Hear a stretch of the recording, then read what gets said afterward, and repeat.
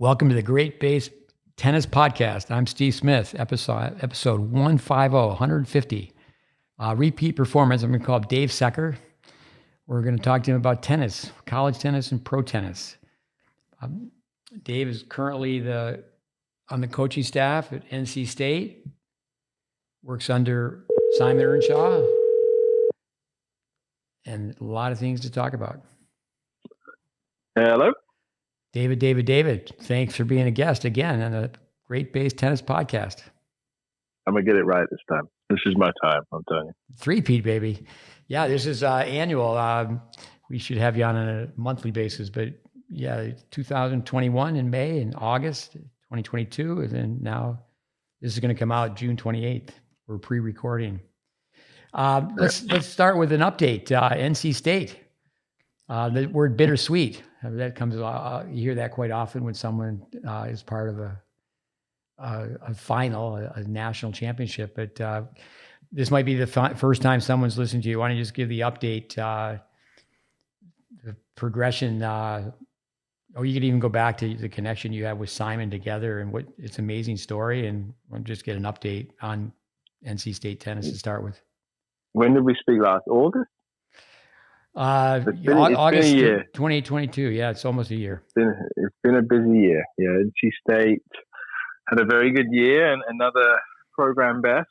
We lost in the NCAA final to our bitter rivals UNC. We won our first ACC Championship, beating our bitter rivals UNC.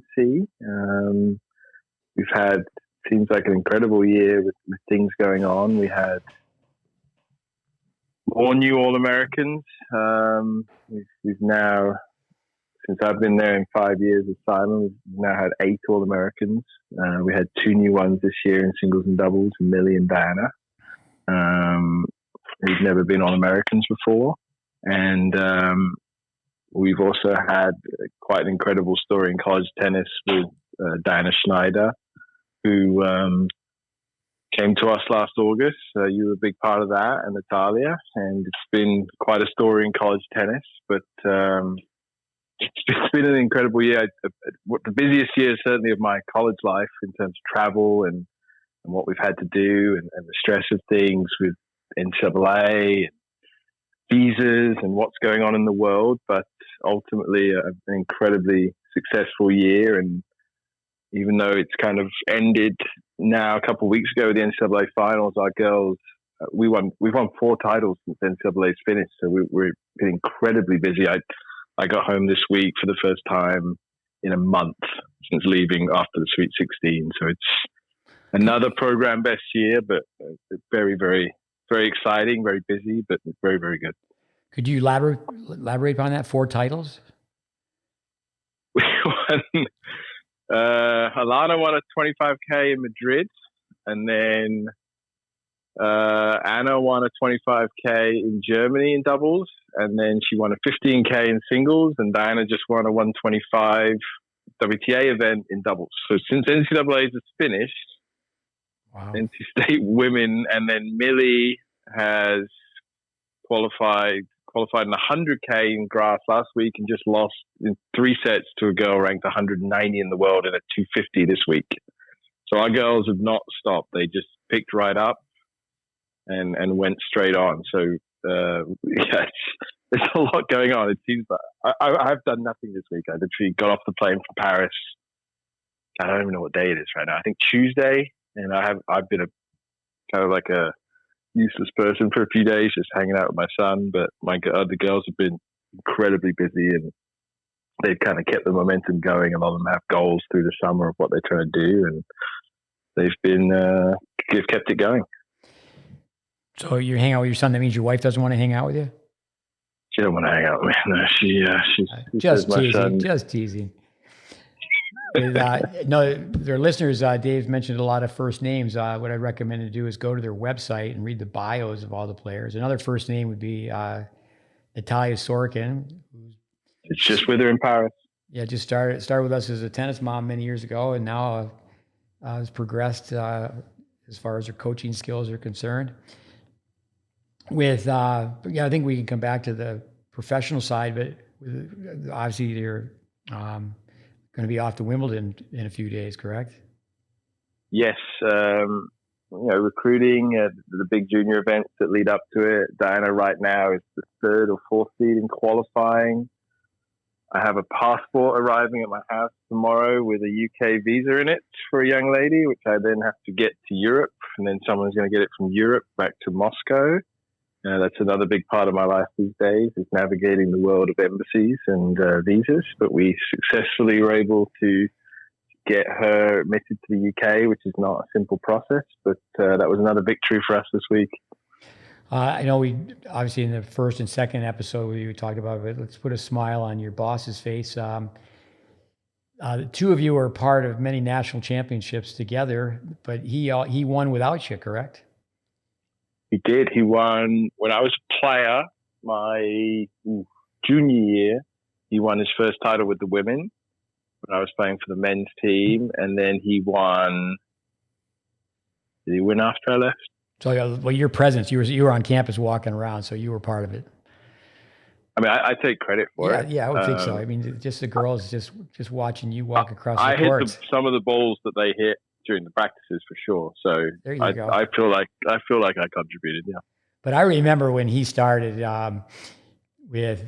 was it 10? He won 10 before coming to NC State? 10? 9. 9. Yeah, so 9. I remember being in the room and someone said he's not going to win at this level. And I said, I beg to differ. I beg to differ. But so shout out to your boss. What's he do that is a difference maker? Well, he's an optimist. Simon is. I think a lot of people think of him as this kind of tough bulldog type guy, and he is a tough guy. But he's a very optimistic person, and he's never looking for an excuse. There was a lot of excuses as to why. I mean, there is no reason NC State should not be good at women's tennis. I mean, it's got everything you need to be good at women's tennis, and he came in and saw that. He has a plan. He's optimistic about what it could be. He's very open and tells people what it's going to be, and then he's got the work ethic to back that up. So I mean, he saw this from the moment it started at NC State, and I think that's the thing that people don't see with him we joke. I joke with the girls in our pro. It's like a Marvel movie. People always think he's the villain at first, and then they realize it's me. He's actually the very kind of. He's always looking on the positive side of things, usually, where you can see that long-term things are going to work out. And he still thinks it can get much bigger and better. In all areas, not just the tennis, but he does so much work in the other areas as well, where he's growing the program, pushing the limits, really pushing things to make it what it can be. So as a tandem, Batman and Robin, would you guys, or would you classify yourself as the two of you, the guys, old and young? He's the old guy, you're the young guy? He's not that old, Simon. He's only 10 years older than me. Oh, okay. Well, here's a good one. When he first got the job at Armstrong, and you got to remember Division II rules, there used to be no age limits. When he first got the job at Armstrong, he wasn't the oldest member of the men's team. Wow. The guys on the team older than him. He's not that old, Simon. He's only 10 years older than me. I always thought that he would have been around.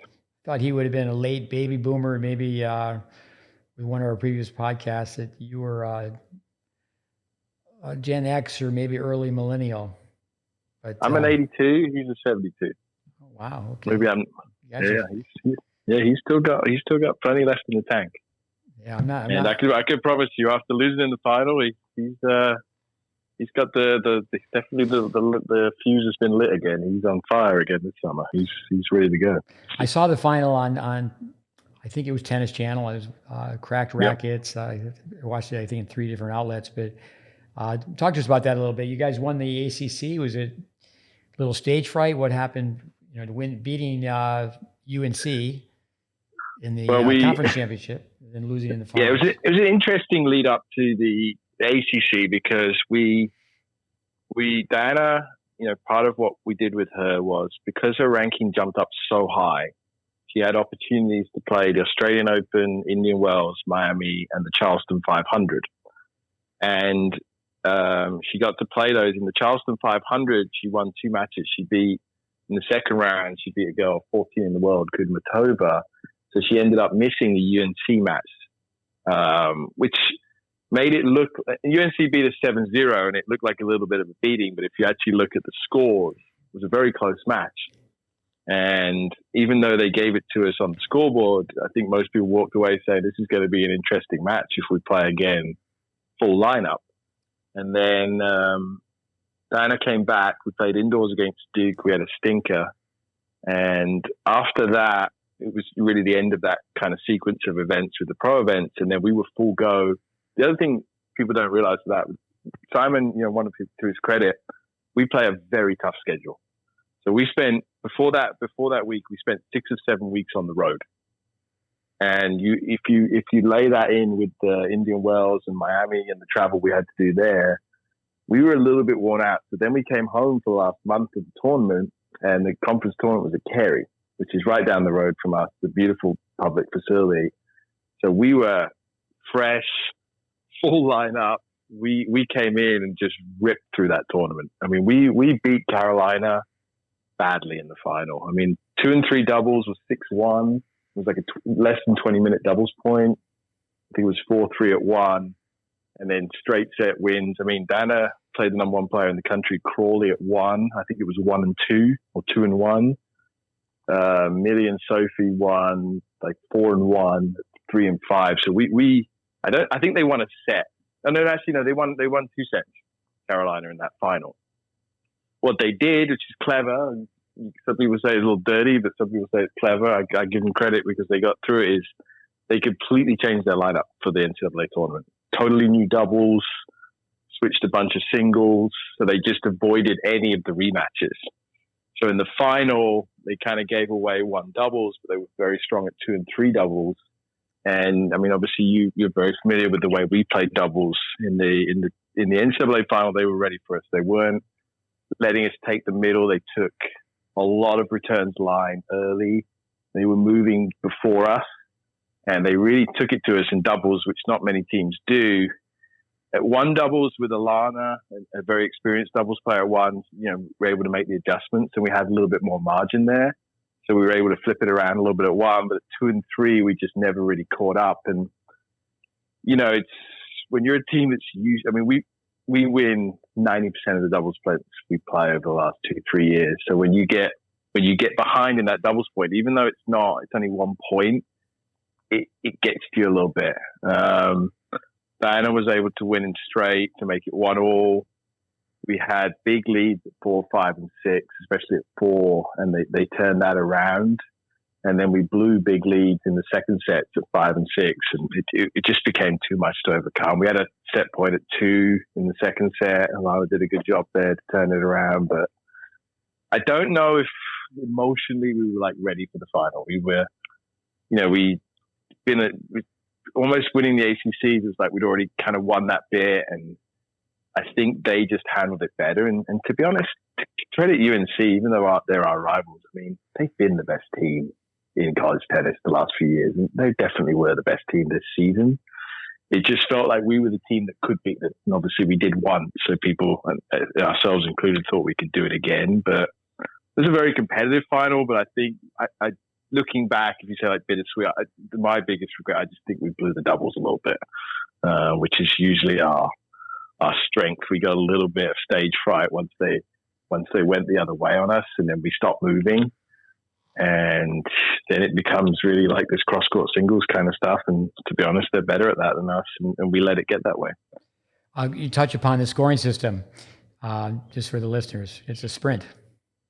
Just in the doubles. It's a sprint. Throw the punch. Like you got to throw the first punch and hope you land a few, and you can't wait. You can't be careful. You have to go for the doubles, and they spooked us. It's the best way I would describe it. Play to 6, no ad, right? Yeah, it's quick. Yeah. You probably get 1 adjustment. And if you don't make it quickly, it can be over very quickly. What did you think about the stage at Lake Nona? It was your team, obviously, just like UNC, very comfortable playing at, as you mentioned, beautiful Cary Park. The television crews and the commentators, Did that throw them off? The fact it was a national title? Carey's bigger. I mean, Carey, that final, the ACC final in Carey was standing room only. I mean, it is, with UNC playing NC State, it was packed. It was wonderful environment for both teams. Like, both teams had filled it, blue and red. It was awesome. I don't think the national final was more of an environment than that. I am a big fan of Nona. I heard some gripes about it, some complaining about it. I think that's the best place to have it.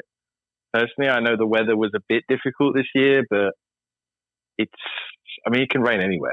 I think what we have to do is we have to make what's going to happen, I feel like, is we're just going to keep arguing and it's just going to keep going as way it is. What we need to do is just sit down and say we're committed to USTA, and then between the USTA, the ITA, and college, we need to just, if over the next 5 or 6 years they could build 6 more indoor courts at Nona, so there's 12, then you'll never have an issue again. I strongly believe it's the best site. I don't think it's even close. I mean, in terms of hotels, restaurants, things to do, ease of getting in and out, I know UCF are the host, but it feels more neutral than any other site.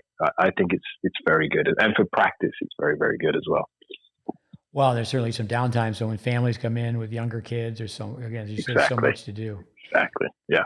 I liked playing at night as well. I thought that was good, having the day to get ready and everybody playing at the same time and spare with recovery. I'm a big fan of Nona. I'm also biased because the people who run it there, Tribally, Ormiston, Bellingham, the people we work with in hosting the All-American and our big event. So I just like the people there and the way they run it. They're very into running a good event. And next year, do you graduate players? We do. So we lose Alana Smith, multiple-time All-American, played 1 doubles for us. She was out last year. She was the one who had the ankle injury. She came back. She finished the year. I think she was about 12 in singles, and I think they finished, I don't know what they were in doubles. They were All-Americans. They were like 5 or 4. They lost 2 matches, I think, at 1 doubles this year. She's been number 1 in the country in doubles, top 10 in singles. She's been a wonderful player for us. Big personality as well. So we graduate. That's a huge loss for us, both on and on the court. With Smith, great last name. She was down love 5, came back to 5-all. Correct me if I'm wrong. If she could have turned the corner and won that changes the match, right? Set point was good too. It was a great point, but she lost it. Yeah, she's a huge part of this. She was probably our first major American recruit that we got, and she had goals. And it's funny, she wouldn't have even been here this year if she wouldn't have hurt her ankle. She was playing wonderful tennis last fall. She got to a high WTA ranking. She was graduating, ready to go, and then she just had a slip in conditioning and a very strange injury that kept her out. I mean, I was feeding her thousands of balls in a chair every day for months, and she came back and had the best season she's had, the best rankings by far.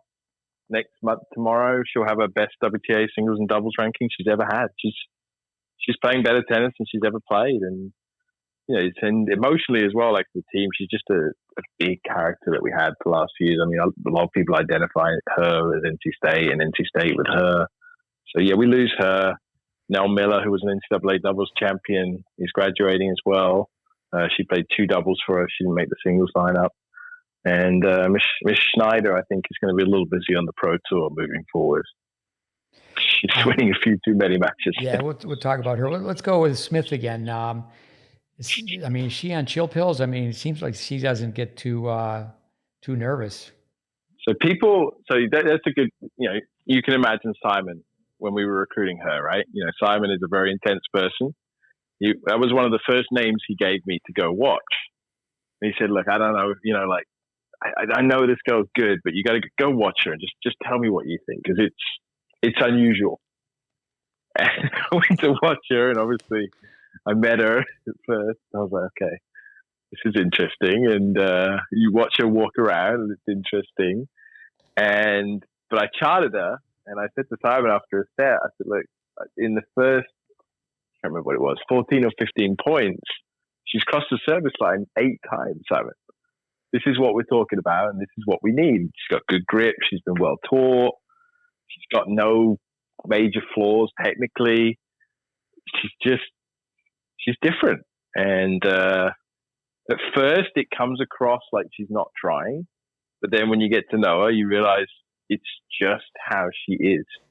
And I was watching, I don't know if you ever watched, did you watch The Last Dance, the Bulls documentary during COVID about the last season? Yeah. You ever seen, how Phil Jackson's big into Native American culture? Yeah. They have this term for Rodman called a heyoka, a backwards walking person. She's just different. She moves at her own speed. She gets there how she gets there. But I tell people all the time, just watch the ball. Like this, I know it's strange, but once you meet her mother is a TV anchor, fitness instructor, high energy person. But once I met her father, who's a Bahamian guy, he's from the Bahamas, then it made sense to me. Because I've been down to see him in the Bahamas. When you get down to the Bahamas and you experience like island life and island time, then she makes sense. But on a tennis court, it is a bit strange at first. But that's just how she is. No, that's how she's all. That helps. I just think that you see so many kids that are having anxiety attacks. They're just way uptight, and I've taught enough tennis teachers from islands that they're not worried about getting on the earliest train. No. It's just how she is. She didn't realize how bad it was until she saw herself on film, and she said, "Do I really look like that?" I said, "Well, Alana." Another interesting thing with her. So at birth, she was diagnosed with sickle cell, which is a blood clotting disorder, and one of the symptoms of it is being lethargic, being easily tired or low energy. And we recruited her and signed her. Simon and I, the trainer, had to do all this sickle cell training. Like we were going to be traveling with an oxygen tank and things like this. But she did her physicals and at a WTA event right before she came to us, and they found out it was a misdiagnosis on the test. She never had sickle cell.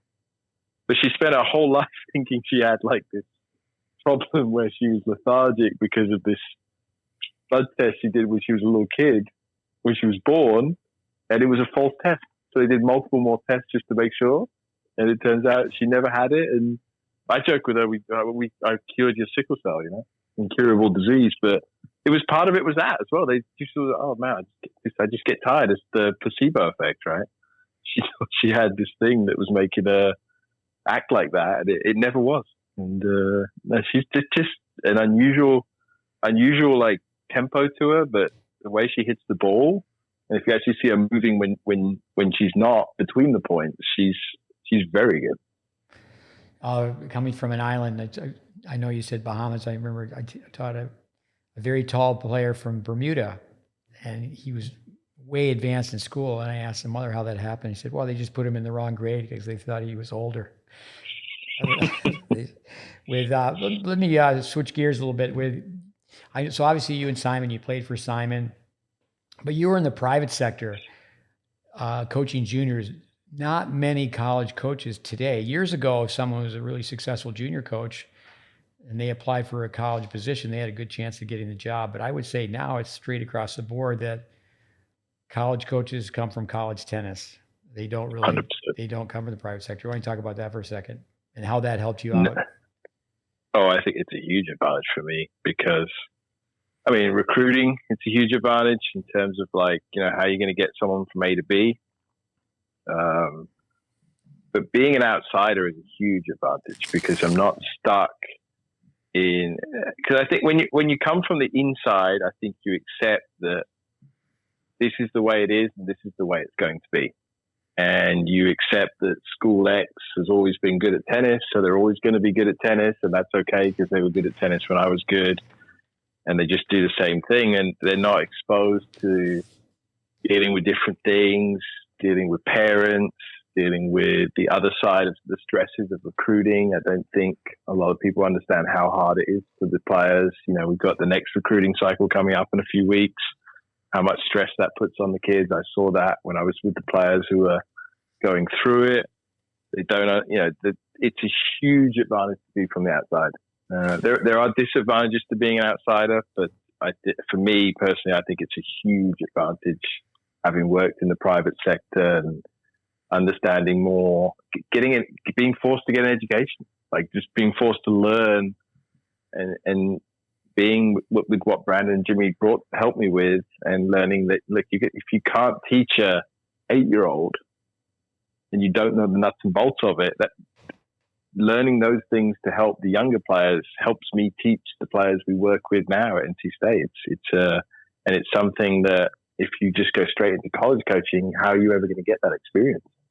Because you're certainly not going to get it in camps and things like that, because that's not the same thing. But working with younger players over a long period of time massively helps me working with the players I do now. I think one of the hardest things that players don't understand, and especially when you work with the younger players where they need a little bit more help, where it takes a longer period of time, is the coach most of the time learns more from the player than the player does from the coach. And I think players don't understand that well. And people who haven't worked with players coming up through levels don't understand that, I was lucky to work with some very good juniors. I worked with some low-level juniors, but I probably got a lot more out of working with them than they did out of working with me, just from a experience and knowledge of how to approach problems which helps me every day now. No, that's a great answer. For our listeners, Brandon Fallon, Jimmy Johnson, shout out to those guys. Those guys may have the same brain type. What do you think? Those two are unique individuals, I'll tell you that. But let's see, we go with our brain type. They're definitely both E's. They're both E's. They're definitely on the end. They're both P's. Both P's. I'd say they're both S's, right? Sensate in the moment. Yeah. I think Brandon's more of a feeler. I think Jimmy's more of a thinker. But Jimmy could be an F. I don't know. They both. Yeah, maybe. Thinkers can feel, and feelers can think. I remember my son Connor was fortunate enough to be on the road some with Brandon Fallon. That was a great experience for him. What a fun personality. Fallon can teach, and he can really, really teach. And that's the thing is people don't see. I mean, he could have been he would be a wonderful college coach, Brandon. But I've seen him take players with some of the funkiest strokes you've ever seen. And parents who are like, they need to win the tournament this weekend. 6 weeks later, the kid's got a palm down serve and hitting it pretty clean, and the parent understands. Brandon is so good with. I used to love running the after school with him to see not just how he was working with the players, but how he was coaching the parents on got to have a vision. That's why, in some ways, I would say Brandon might be an N. He's a little bit more term, but he's so good at explaining to parents. You need a minute. I did this. My dad was worried about this. I was worried about this. I was always trying to win, but you need, look, you're 11. Take 6 weeks and fix this. He was so good at that with the parents and the players, especially the younger ones. But no, those guys can just coach. Well, let's stay with this for a second, because you're talking about teaching pros, and then you got a different lane being in college tennis. With both Brandon Fallon and Jimmy Johnson, I tease, the United States they both, for our listeners, they're both based in Southern California. And I've always teased and said that the United States is on a southwestern slope and everything loose rolls to Southern California. It's a granola state. It's filled with nuts, fruits, and flakes. But with, but let me ask, knowing both of them, and I spent years with both of them, way back with Jimmy when he was a teenager. But does the environment in Southern California allow them to teach the way they can teach? I think it does, because I think it's getting more challenging now. But I can speak when I was there. They had the stability where Brandon obviously had the reputation where he was a very good junior in Southern California. He was a good college player. He coached a little bit of college tennis at a school that did well at San Diego State. So he had that connection to the community where he was, he could say, look, I did this. I know what works. I know what doesn't work. He was at a club and a system that was very established, a very traditional club at RCI. And Jimmy could just teach. So, Jimmy has the personality where, he's not going to get outshone in a room of big personalities in Southern California. He could hold his own speaking and doing these things, but he could back it up as well, because when he got these people in the door and got them on the court, then they saw, okay, well, this guy actually knows what he's talking about as well. So it's Southern California at that time. It still had the very prominent clubs where there was enough support, and the events where, as long as the information was good, you had kind of that total structure. I think it's starting to erode now because the tournaments are weakening so much, where these so-called better players are saying, well, I'm not going to play sectionals, or I'm not going to play this.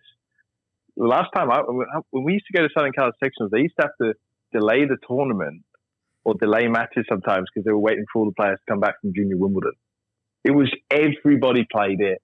Everybody played the Southern Cal circuit. Everybody played locally. So it was so strong that there was this feeling that there was no need to go outside, and it was being developed very much in-house by these local players and coaches. So, but I think that's completely eroded out of Southern California now. I don't think it's the strongest area for tennis anymore. Oh, I really don't. Oh, that's interesting. I know that the three of you work together, and now Brandon is in club tennis. I would say he's not in academy tennis. No. But with that, we take a very slow boat usually with players. Of course, players are sent to us to revamp their game, and that's the assignment. Typically, a coach that we're connected with says, "Hey, I'm sending this player to you." We've had coaches tell parents that, well, we won't work with you until you go and get a video made and fly to Florida or wherever, and we'll get this assessment done. At one time, the Roddick Academy was they had sold it, and the people were running it. If someone wasn't a high level player, they had to spend 3 weeks with me. So that's why I asked it. To me, I lived out in Southern Cal. Is that I think it's a more difficult place to slow down because, whether you say materialistic or the land of abundance, people want it, they want it now, and life in the fast lane is that to really improve your game, you got to get in the slow lane. Well, the strength of ATA or advantage when I was there with Irvine was Brandon's after school program.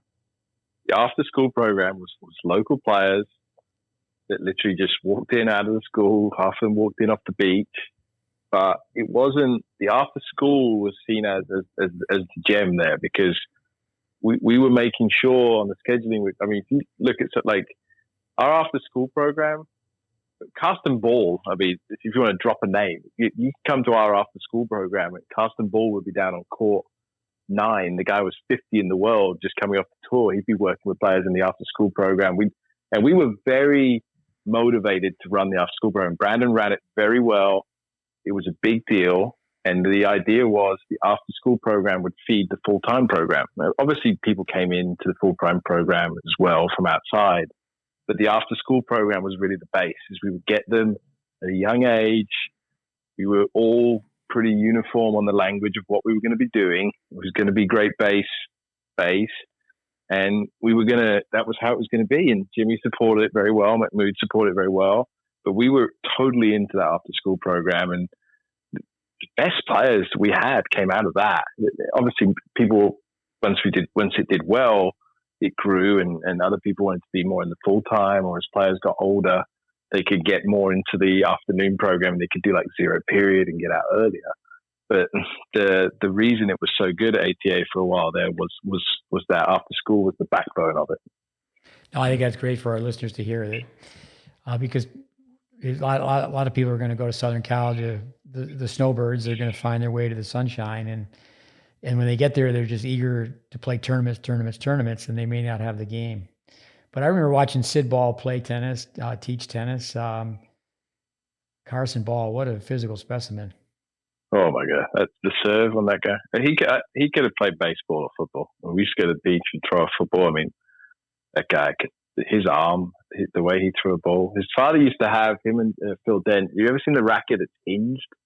So if the palm doesn't close, the hinge flies open.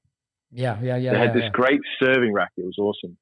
But to give you an example, Steve, a few years ago I talked to you when we were at Nona last time, 2021. We played Southern Cal in the round of 16. 5 of the 6 girls who started for Southern Cal that day were in the after school program at ATA. Like young, like 12, 11, coming out of school, going to the ATA program after school with us. They were in that program. They were not being like, we were not recruiting them from like out of town. These were Southern Cal kids from the community being taught by people from that community, like basic tennis, but we just played all the time. And there was a very good environment of tournaments after school. You didn't have to drive forever. You didn't have to spend a ton of money. You just came, you played, and it was very consistent court to court what we were doing. And those you could just follow those players down the line through college. And obviously, the other good thing is they were going to Southern California colleges as well, which is important, I think. So then, that's faded. But then they would be around too, because on school breaks and summertime, you'd see them. It was wonderful, yeah. You just always had people around who could contribute, and it was a big community, and it helped with recruiting. When the younger player was trying to get to that school or whatever, it's like if we had a player there, they could, they were helping with the coaching and the recruiting, and it was a great network. But things have changed. I mean, the environment's changed in Southern Cal with the economy and court space and leases and overheads and what Jimmy's had to deal with. And the business side of it, and Brandon deals with it now as a director of a club. COVID really took a hit on Southern Cal and that tennis environment. For our listeners, the racket that Dave referred to was from Dr. Brody, a physics professor, the late Dr. Brody at University of Pennsylvania. Say, for example, so the racket at the throat, you have to get a wooden racket, pretty much.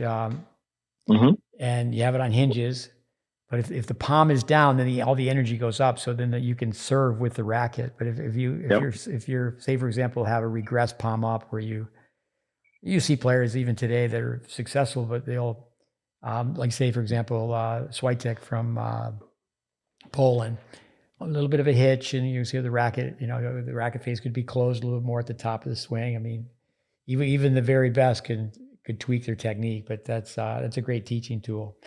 Along those lines, so you're talking about development with college tennis. What's the breakdown on recruitment versus development? I asked Andres Barbosa in junior tennis, and he said he thinks it's 90% recruiting. You have the people out that are at junior tournaments handing out business cards. But let's turn to redshirting, having a player come in. I saw where Tom Brady was sitting in Djokovic's box today at the French Open. And Brady went to Michigan. He was a redshirt, meaning that he did everything the team did, but he couldn't play in the official games. Like a tennis kid goes to NC State, and they're going to be there for a semester or 2 semesters, and they redshirt. So they have that time to develop. Why don't you touch upon that with your thoughts, and are you doing that at NC State? Yeah, we haven't really redshirted anybody, because the issue is difference between football is, Brady goes to Michigan, they have 85 scholarships. They're going to have 50 players play. So they've got 30 scholarships to basically just build guys. The problem is in tennis is you have 8 scholarships, a minimum of 6 have got to play, usually playing 7. So then to use another scholarship just for a player that you say is not going to play is a pretty fine line. In a perfect world, we would do it, but we just don't feel like we have the capability to do it. But in terms of development, to give you an idea, so Amelia Rajecki-Millie, an English girl from Nottingham, who I won't name names, back in the motherland, but were telling me that she wasn't going to be a good enough level to make it at NC State. She didn't play in our lineup the first year. She just finished her junior year as a singles and doubles All-American. She made the semis of the NCAA tournament in singles. She beat the number 1 seed in the 3rd round. And I mean, she's gone back to the UK. She qualified at 100K last week. She just lost in 3 to a top 200 player this week. Excuse me.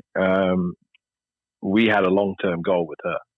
So in terms of redshirting, I couldn't say we've done that, but we're certainly taking players that are a little bit under the radar and understanding that with them it's going to take some time.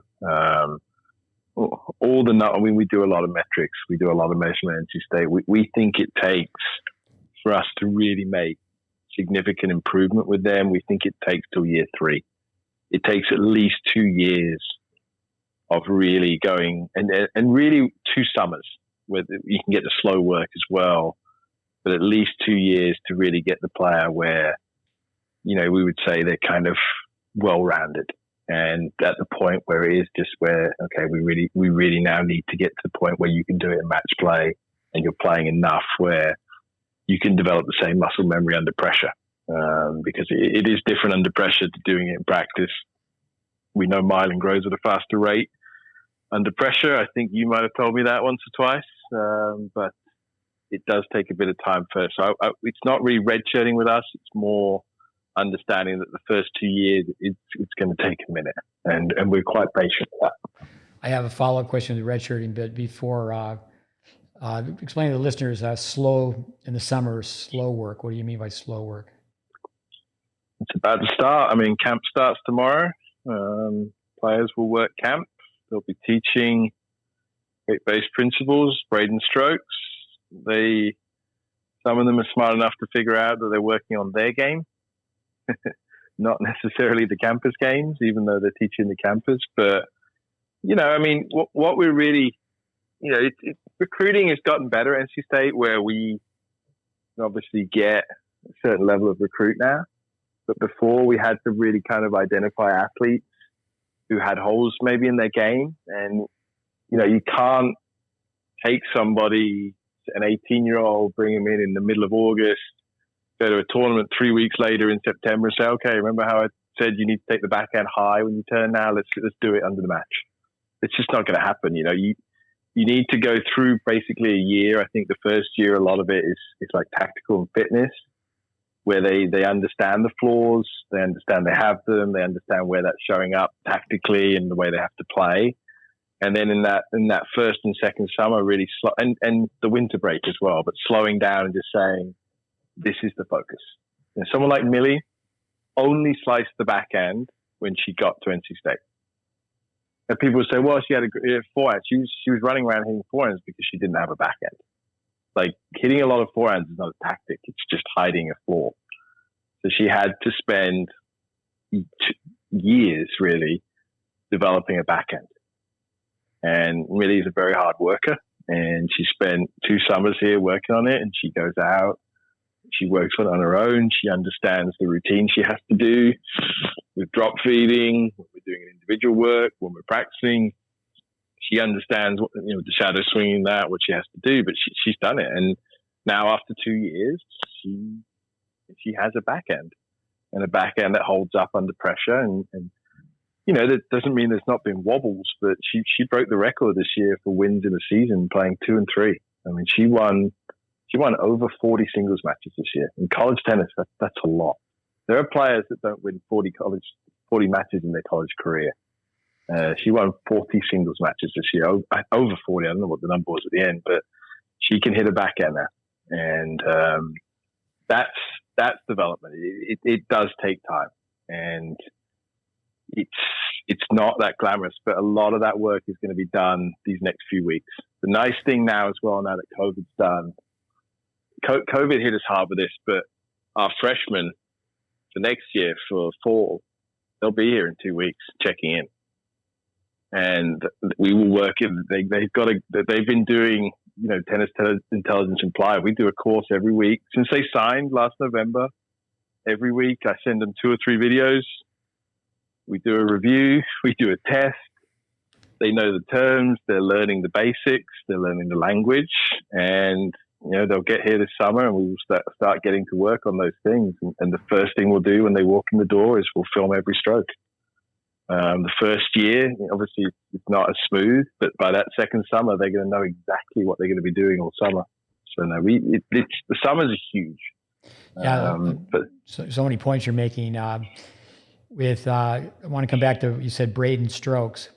Today at the French Open, Yannick Noah, it was his 40th anniversary when he won the singles in 1983. I remember that like it was yesterday, 40 years, wow. But Yannick Noah had a Braden serve. And then people say, well, what do you mean he has a Braden serve? That doesn't mean that he ever met Vic Braden. Obviously they met, but Vic had nothing to do. It's not like he was there coaching Yannick Noah day by day. And, but he just, when it comes down to, Braden would say it's, Newton and Galileo were here a long time before me. It's just efficient swings. Another point you made, TIA, that's a free course we have online, Tennis Intelligence Applied. But I want to come back to the redshirting, a question with that. But your players that stay on campus, do they, like say, for example, take 12 hours during the semester, the spring semester when you travel so much, and therefore they take college credits in the summer? Exactly. They take their, like someone like Millie, Sophie, who'll be here this summer. I mean, they're bio majors. I mean, their courses are no joke, especially when they get to junior, senior year. So they take a couple credits through the summer. It just takes the edge off a little bit in the fall and spring. NC State's obviously huge resources. We're very lucky that the athletic department's able to fund that. So they get their scholarship, they get their school paid for, they get their housing, everything paid for. So it does help, certainly in the spring, take the edge off. No, like say for parents listening, a high school kid, regular high school, 30 contact hours per week. You get to college, it's 15. But when you are in that lecture lab scenario, like you are in biology, for any former tennis techers like a Jimmy Johnson, as a department head or the leader of the program, like my students know all these years later, I had a choice. I could have a 12-hour lab or have a 15-hour lab. And I chose to have a 15-hour lab. So it meant basically 3 hours a week we were practicing as tennis teachers. But the question I have on redshirting, you're a public school. I do know some Division III coaches, they're being told by the administrators, just because they want dollars in, is that have large teams, have 15 people on your team. It seems to me like most women's teams, they just have 8.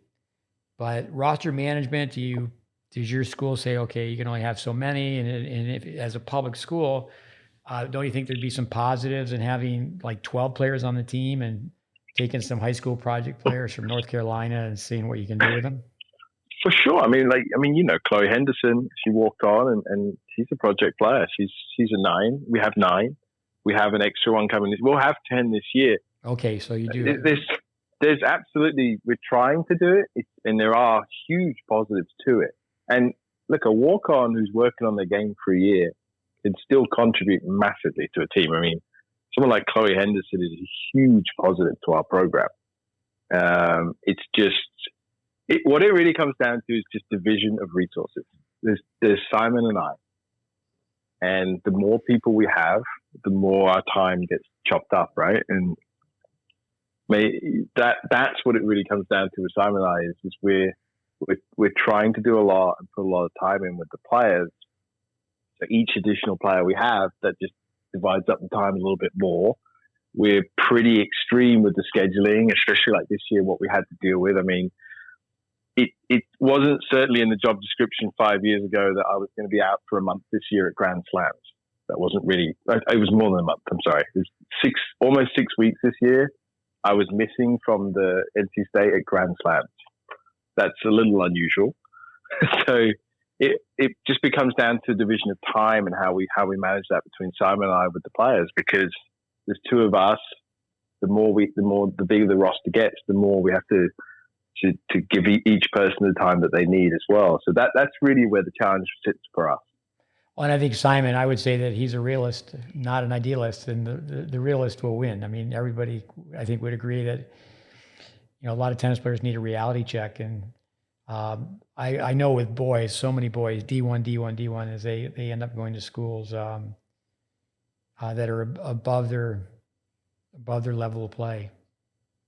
Yeah, I mean, it's tough, isn't it? I'm probably more domestically with that, with the domestic recruits, is some of it's legacy as well, where their parents go, where their friends go. There's some of that where I see that a lot. And we deal with it a bit. We used to deal with it. It was more of an issue before. As we've done better, we don't seem to deal with it quite a lot. But I can tell you, even NC State, like, we have a pretty good resume to recruit a player now, but there are players who, they're not even going to return our emails. still. I mean, and some of it's just that, it's like they have this idea of what or where they should be, and some of it can be them, some of it can be their peers, some of it can be their parents, right? But even their coaches. I've lost recruits because their coach went to a certain school and they think they should go to the school. Yeah, here's a local question for you. Is it because of the three universities, Duke, UNC, and NC State, that they call it the Research Triangle? Research Triangle is this business park or science park in the middle called Research Triangle Park. It's called RTP. That's where all the big biotech, computer science, Apple's building a new headquarters there. It's called the Research Triangle Park. And the universities basically form the points of the triangle. And obviously these kind of tech companies are all hiring from the universities. So the universities are fueling the jobs are fueling the community. So they refer to it as the triangle, yeah. So your climb up the ranks, but you're dealing with two here in the U.S. with kids. I mean, as far as brand schools, Duke and UNC. Yeah. NC State just have to work that much harder, correct? Yeah, and we're different. I mean, we have to be different. It's not. You can't expect to go head to head with people who have 40 years of history, 60 years of history, and expect to just convince someone that all of a sudden that this is better or this is what's right for you. I mean, it's just not going to happen. We deliberately are different. We're trying to be different, and we have to be, and we have our own strengths as well. You're climbing the ladder, so I think the best way to get people's attention. Djokovic basically answered that in an interview recently. He said, "You just got to win." It takes care of a lot of problems. Yeah, and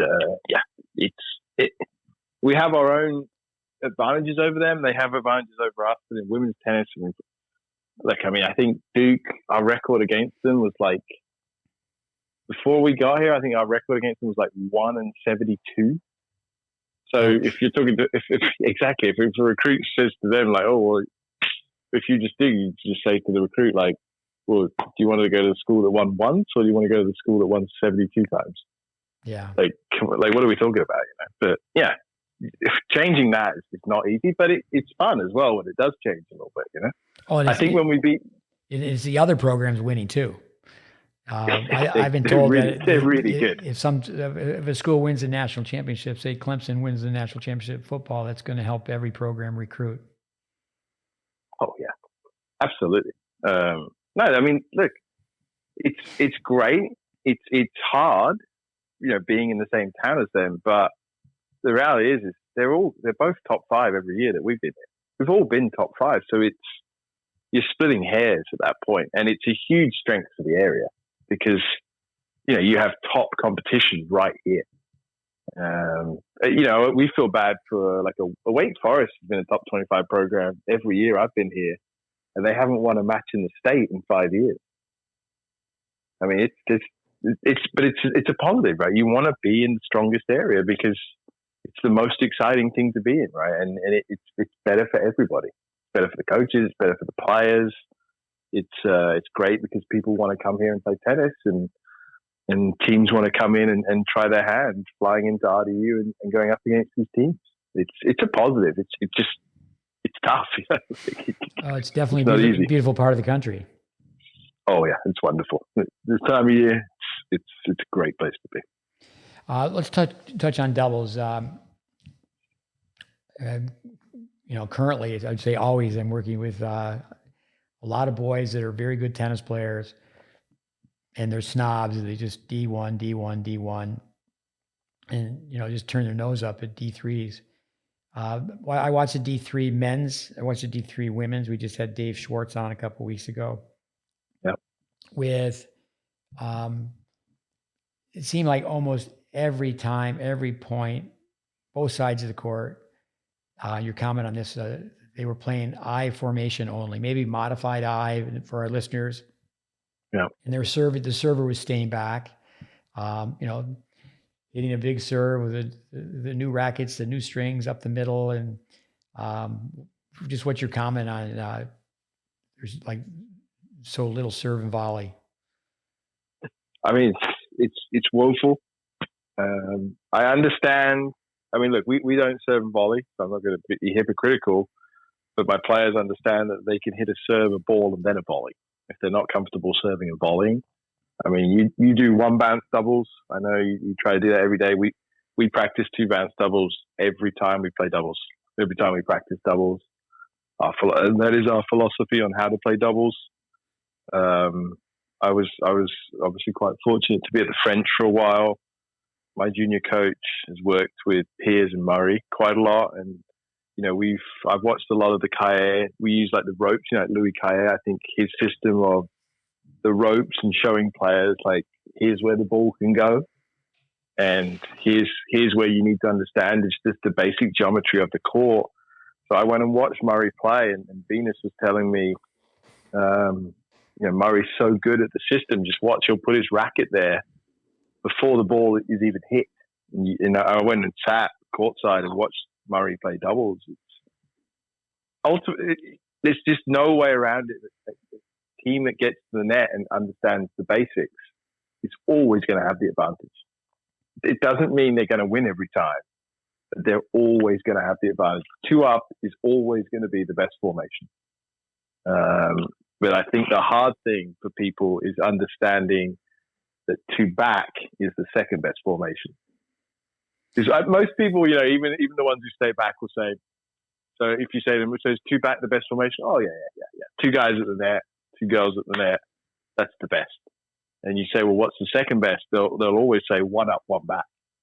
But if you understand doubles, that's the easiest formation to attack.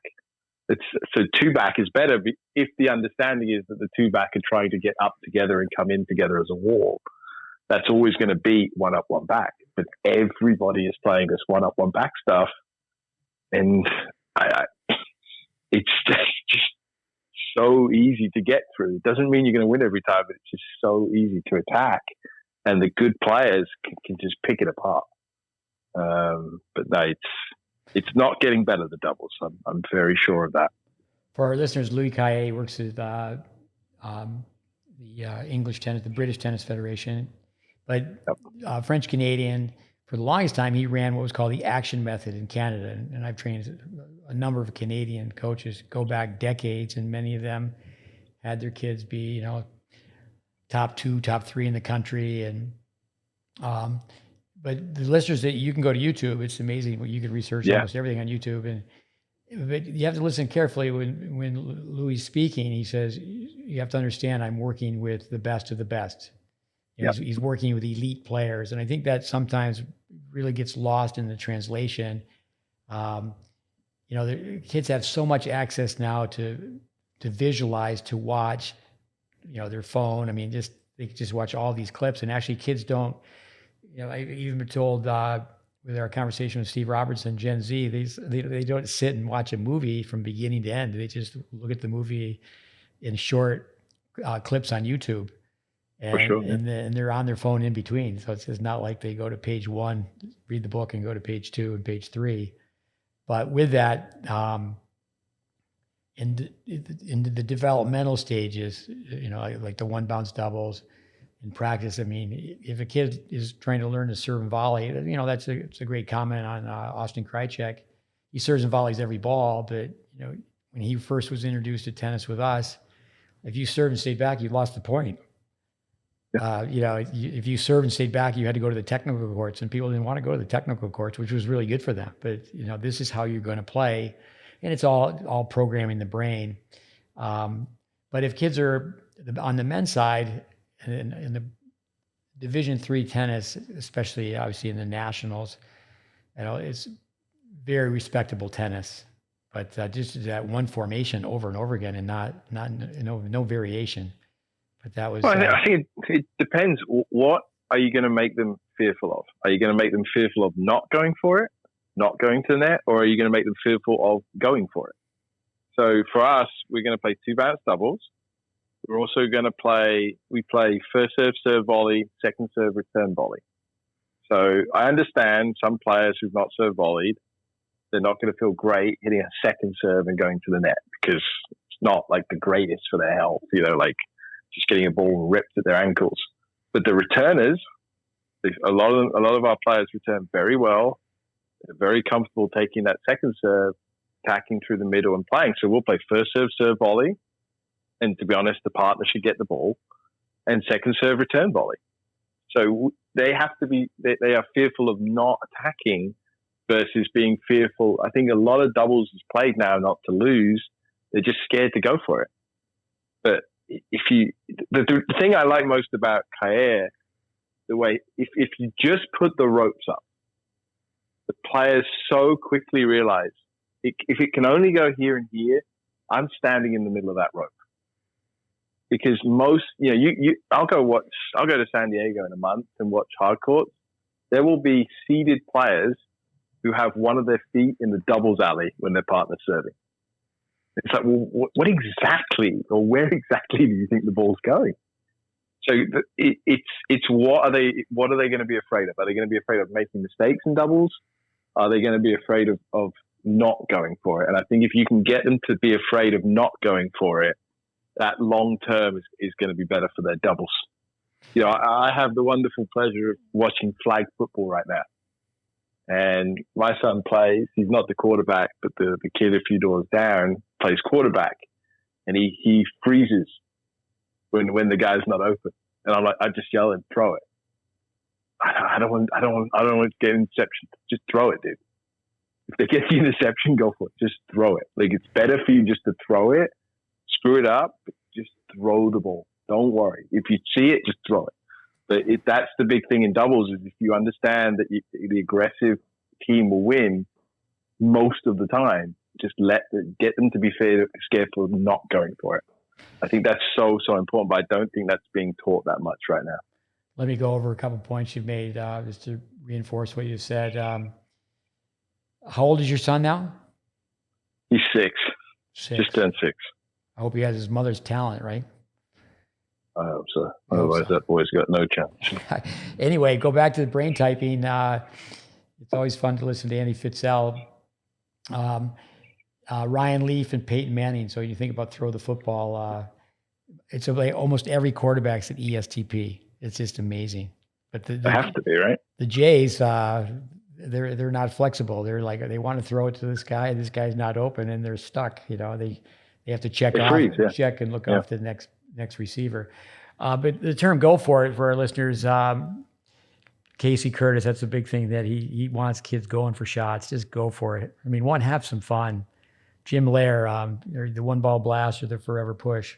But going for it, Braden, I mean, you have a much better chance of having your racket head be at the right position when you swing fast and when you swing slow.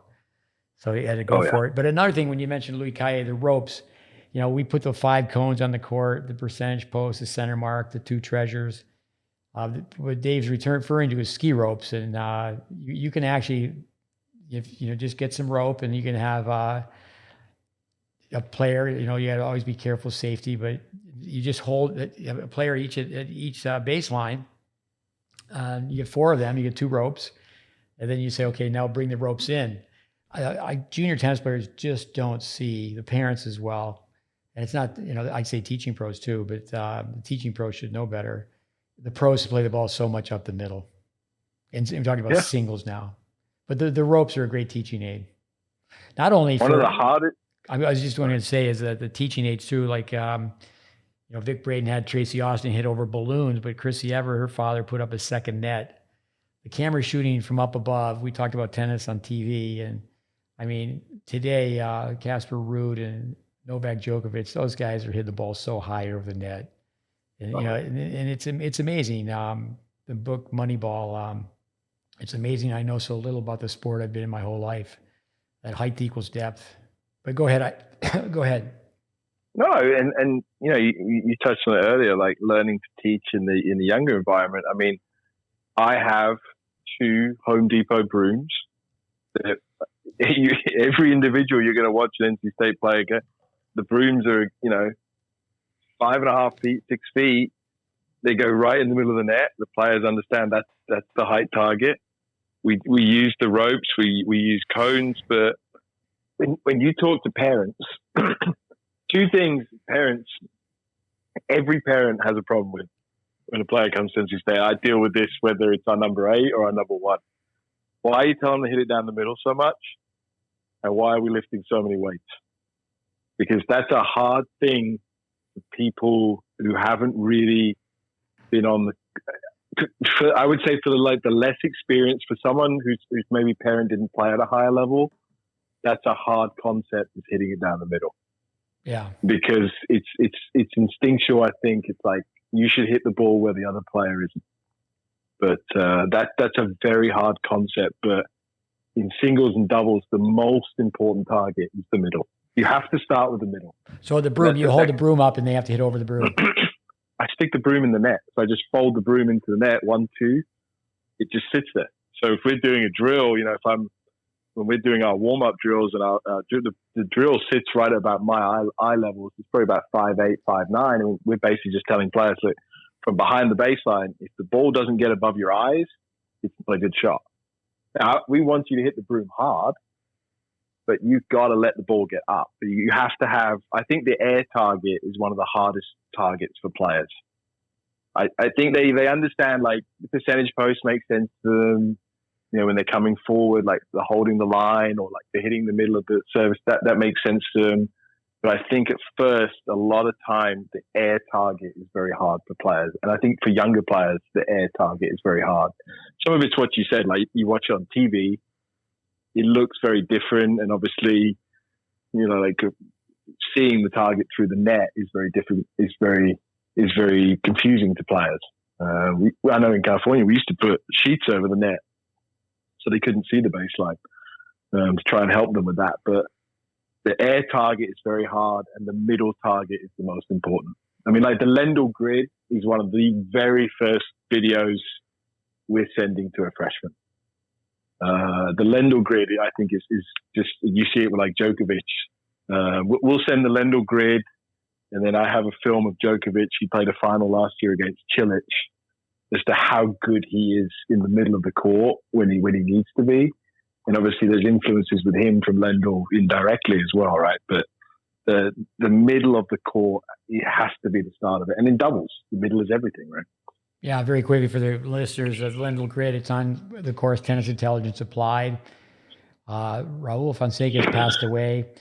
His daughter, Stacia, she tied a Chris Evert record. Very good player. She won every age group, every sectional title in Florida. It's not easy to do. 12s, 14s, 16s, 18s. And I put some words to it, but he just studied Lendl. So it doesn't come from Ivan Lendl. But when you're pressed behind the baseline, your defensive area, you go to A and A, put 2 letters just next to the center mark on the baseline. And then a little further out, you go B and B, and the corner is C and C. So it's pretty much going fast. The defensive area of the red zone equals A. Neutral equals A and B. Then if you get in the offensive area, you can run around your backhand in the offensive area, spread the court. That's where you can go A, B, and C. But when you mentioned broom, I thought you would hold the broom up. I know many of us were fortunate enough to do traveling clinics with Vic Braden, and I did a boatload. And he'd say, Steve, come on out. And I'd stand right in front of the net strap, and I'd hold my racket up as high as I could, extended arm, and then he would drop it forehands and backhands, and then he would tease. That's all. So I stand. So I just take the broom, I flip it so the bristles are in the air. I just weave the shaft of the broom through the net. Okay. I just tell them, hit the bristles. Like, you were trying to hit the bristles. Can we hit this target? Yeah. I'm just trying to get the racket up. You just got to let the ball get up freely and understand they can't hit short if they swing up fast that way. You still got to get a little longer broom, another foot probably. Yes, I need a bigger broom. But the punchline is that, so I'd be holding the racket up, and Vic, and I'm standing there, and Vic would say, "That's Steve's only skill, and he wants a raise. He wants more money." Which Vic, when you're a traveling, he was funny. But when you have a different audience each week, you can use the same jokes. Go ahead. The one Andy told me about Vic in Mexico killed me. The one about how fast you have to swing if you're going to swing horizontal. Yeah. And the characteristics of that person is that I enjoyed that. 212 miles an hour, and you got to have hair on your tongue, right? And live in a tree, right? Live in a tree. There you go. With, people need to listen to Andy Fitzell. There's not too many of us that really know Vic Braden backwards and forwards. With doubles, today watching the mixed, it was great to see Townsend trying to coach. Liliana Fernandez did not have her best day. It was they lost up 6-1, so the score was 1-6, 7-6, 6-1. Yeah. Talk a little bit about the player from Taiwan. They played 2 back on her second serve. I mean, Vic Braden, who obviously when people hear Vic Braden through us, they just think strokes, strokes, strokes. But for the longest time, his favorite athlete was the Czech runner, and because he had such poor technique. Drawing a blank right now. And the guy how he did his clothes. He filled up the bath water, he put the clothes, and then put the detergent in, he ran in place. Then also he used to hold his breath and he'd run till he passed out. But he was such an inefficient runner, but he won the 5,000, 10,000 marathon. And Vic said, I love that guy. You used to mention like a Francois Durr, the way she would serve, just a total palm up push, but she played world-class tennis. But this gal today, I mean, I would say that overall she's got no game, but she's a gamer, and our listeners need to realize that technique is just part of the puzzle. But why don't you talk a little bit about her? You've been around her watching her practice and such. She was on the practice court before us in Paris one morning, and Anna was warming up, and I was walking over doing something, and I just sat down to watch, and I don't know how you say the name correctly, but I think it's Hsieh, I think. Hsieh, yeah. I don't know either. Yeah, and the coach, he was standing on the service line, and the coach was maybe 3/4, I would say halfway between the service line and the baseline. But he was taking balls, like side-arming it, like shoulder high, just drilling balls at her. Like, just, like he was basically trying to hit her. And she just was like reflexing them off. And she looked like she had a lightsaber in her hand, the way she was doing it, but she wasn't missing. And the funny thing was, he would rifle one at her, and she'd miss one by a foot, and she'd be mad. I mean, a lot of people would be like on the floor, like hiding from these balls. He was just lacing balls at her, and she's just deflecting them off. No problem. And you could just see how relaxed she was. She'd done this drill millions of times. Was it Paul McNamee pounding the balls? He was there, but it was he was there on the side, but it was a younger guy. He had a younger, like, strong guy firing the balls at her. I think he just hired someone just to rip balls at her. And she just reflexed them off, like, just laughing. She was, like, chatting while she was doing it. But it was, I don't know, I mean, she just, her hand-eye, I think, is just out of this planet, yeah. I think for people to watch her, I mean, Billie Jean King did that with Nancy Ritchie. Great serve volley, won 20 titles at Wimbledon. Ritchie liked to come in off the bounce instead of coming in and serving volley, and they won the WTA, the Virginia Slims title back then. But on her second serve, they were both going back, like you said, they were coming in like a wall. I think the main thing is just coming on your terms, right? You just don't want to come in on someone else's terms where you're in a disadvantage. Just come in the situation that gives you the best chance, right? Oh no, kids can come in and they can actually, because of the type of return, they end up taking a few steps backwards and letting the ball bounce. And but what we're trying to emphasize is that, hey, you need a serve and a volley to serve and volley. And if you don't serve and volley, you don't serve and volley. And you've gone through 5 years of tennis. You're 13 years old, and you only go to the net to shake hands and pick up balls. And it's a crisis. And winning. It should just be a rule for under 14 that you have to serve volley, because it doesn't matter anyway. I mean, doubles at that age, right? Like, it's not professional doubles. No one's making, like, just make them do it so at least they can do it later if they need to. Because the problem is, because the reason I can't have someone serve volley is because they have never served volleyed. Right. But just have them do it. It would be better. It would help their singles. Well, that's one of my questions down the road too. Is that we can mention that now? Is that the big difference between starting to work with an 18-year-old versus an 8-year-old? Like, two different worlds. So that was really tough for college coaches. I really feel for college coaches, because the kids coming in have, for the most part, no idea how to play doubles. No. And the bigger problem is if they've won some doubles, then it's really confusing for them. Diana is a perfect example of that. She won 3 Grand Slams in juniors. The first tournament I took her to, US Open Juniors, she won the doubles. And the girl she played with, the coach, we were like laughing. And she realized in 2 weeks at NC State, she did not know how to play doubles. Now, she didn't have an ego about it. She was just like, my God, I've got to learn how to play doubles. And yeah, you do. And, now I think she sees the bigger picture, but it's just totally confusing. Because you can have kids who've won Grand Slams who can't make a lineup in doubles in college. And it's not even saying that college is playing the best doubles in the world, but college doubles is better than junior doubles.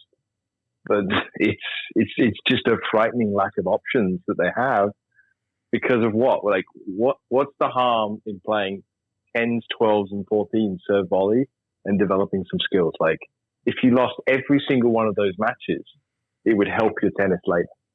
And it's doubles. Like, it's not going to kill anybody. It's ego to lose a few doubles matches.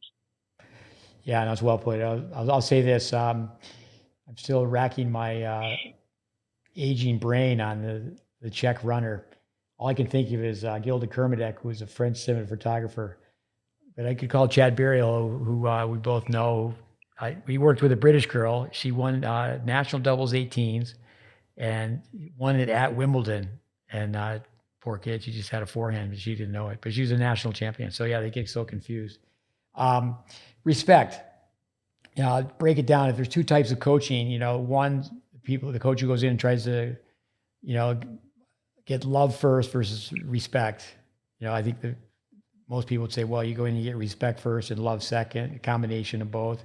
Which one do you think prevails in college coaching where there's so much recruiting? Is it, the coaches come to the position, either my players are going to love me or my players are going to respect me? Which one is first? If you understand the question. Respect. Like, I mean, that's what it should be, you're saying, or is that the way it is? That's not the way it is. But it's love, it's sales. And it's getting worse with this NIL stuff that we're dealing with now. It's sales, flattery. It's totally love, but it doesn't help the player.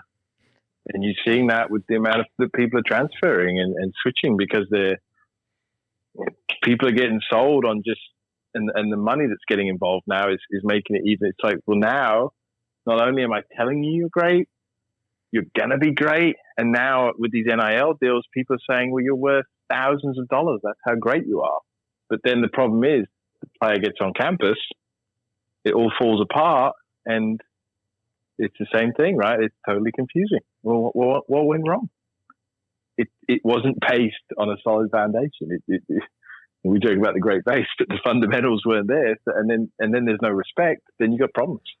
It has to be based on respect for it to work, but that's not the way that things are going right now. It's going the other way in society, and not just tennis. It's all across the board in college sports right now. But unfortunately, I think right now in college sports, the tail is wagging the dog.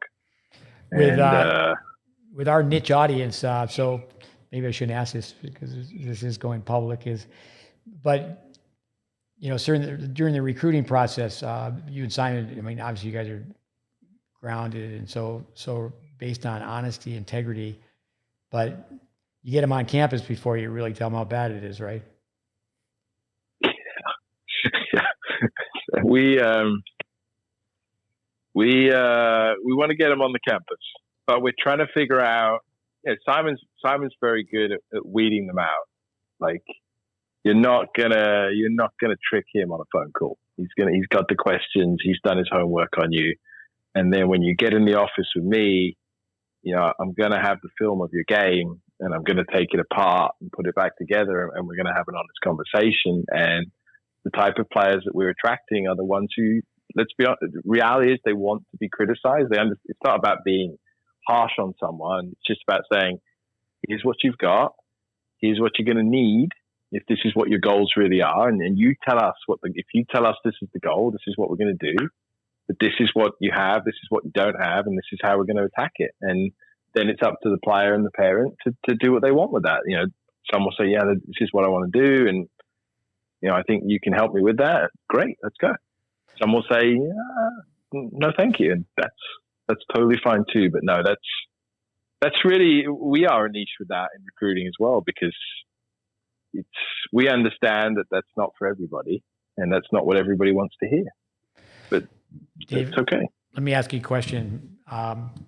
Carling Bassett, the Canadian, married Robbie Seguzo. She was 8 in the world, and she was, I think, 8 years old when her father dropped her off at the Nick Bollettieri Tennis Academy. And, the late Bollettieri, Carling and Nick were very close. She used to say that Nick Bollettieri is the best junior coach in the world, and he's the worst pro coach in the world. Tell us, what's your thought? You're around the pro circuit now. How much romancing is there? I mean, it just seems that like even the commentators are romancing, and they don't say anything negative about players, and the commentators are looking for coaching gigs. And it's eye-opening. It's again, I'm an outsider to it, so I've been, it's been a huge privilege for me this year to been through this with Diana. And obviously we've done it. She's done it on the biggest stage. So you're really in the room where it's going on, and it's wonderful to see. But I was thinking about this in Australia. We were in Australia for 2 weeks, so I saw a lot. And the nice thing about college, like for example, Diana and I's relationship, or Simon and Diana, there's no money changing hands, right? It's clean. It's like, NC State pays me. NC State pays Diana her scholarship. So there's nothing there's no bargaining. It's like, I'm talking about her tennis to talk about her tennis. There's nothing it's clean, I would say. It's like a fairly clean transaction. So our conversations are pretty easy. But I was thinking about this the other day. Let's say I didn't work for NC State, and I was hired by Diana for 10 weeks to go work with her at the Australian, Indian Wells, Miami, and Charleston. Would I say things differently, knowing that I'm trying to create a long-term thing or something like that? And it's easy for me to sit back and say, well, I'm the college coach, she's the college player. I just tell her what I think she needs to do, and she needs to go do it. And that's actually makes my life very easy, right? But if I was on the other side, what professional coaches have to deal with, there is some of that, because players, obviously, it's well known, players change coaches quite a lot. And a lot of it is based on how things are going right now. So are they able to speak freely, or do they have to filter some of what they say? It still shocks me when I watch a match or something like that, and a coach doesn't write down one thing, and then they're going to go talk to the player about a match. It's like they just know it that well that they don't, I don't know whether maybe I'm slow or something, but I chart every match that I watch, because I know that I don't know. I know I can't remember what happened accurately. I know no one can. But there's definitely, I don't know whether you'd say it's networking, but there's this kind of, I don't know, it's almost like this fraternity of it's privileged information, or commentators or ex-players, where it's like they just understand these things. And I don't know, it's the pro coaching is different. It's very different, and there's positives and negatives to it. But I've been kind of an outsider, even though I've been in it a little bit this year, and it's been really interesting for me to see. It's been eye-opening. And I tell you, the interesting thing is people could not have been nicer. Every player we've played or person I've met, I mean, people are coming out of their way to speak to us and help and give us advice, basic things, but it's eye-opening. It's definitely different. It's a different relationship to college style coaching for sure. Let's go back and just clarify. Diana's last name is? Schneider. Schneider's. Now, correct me when I'm wrong here. My understanding is Natalia Sorkin, who spent so much time with us now, maybe it's going on 6 years, she's friends with the mom, knows the mom, Natalia asked me what to do. Natalia sends me videos that she got from you, and I look at the videos and I say, she should go to NC State for 2 years and learn how to play from the service line in. with that, I think of Max Cressy. And to me, I think it's really sad that Max, and I know he's 6'6", 6'7". He's got a huge serve, but like he's the only guy. I don't think Lopez is playing so much now. Is anybody else serving volley? And you say, well, he has such a big serve. I mean, come on, you're up 40 love, get you once in a while, hit a body serve and come in.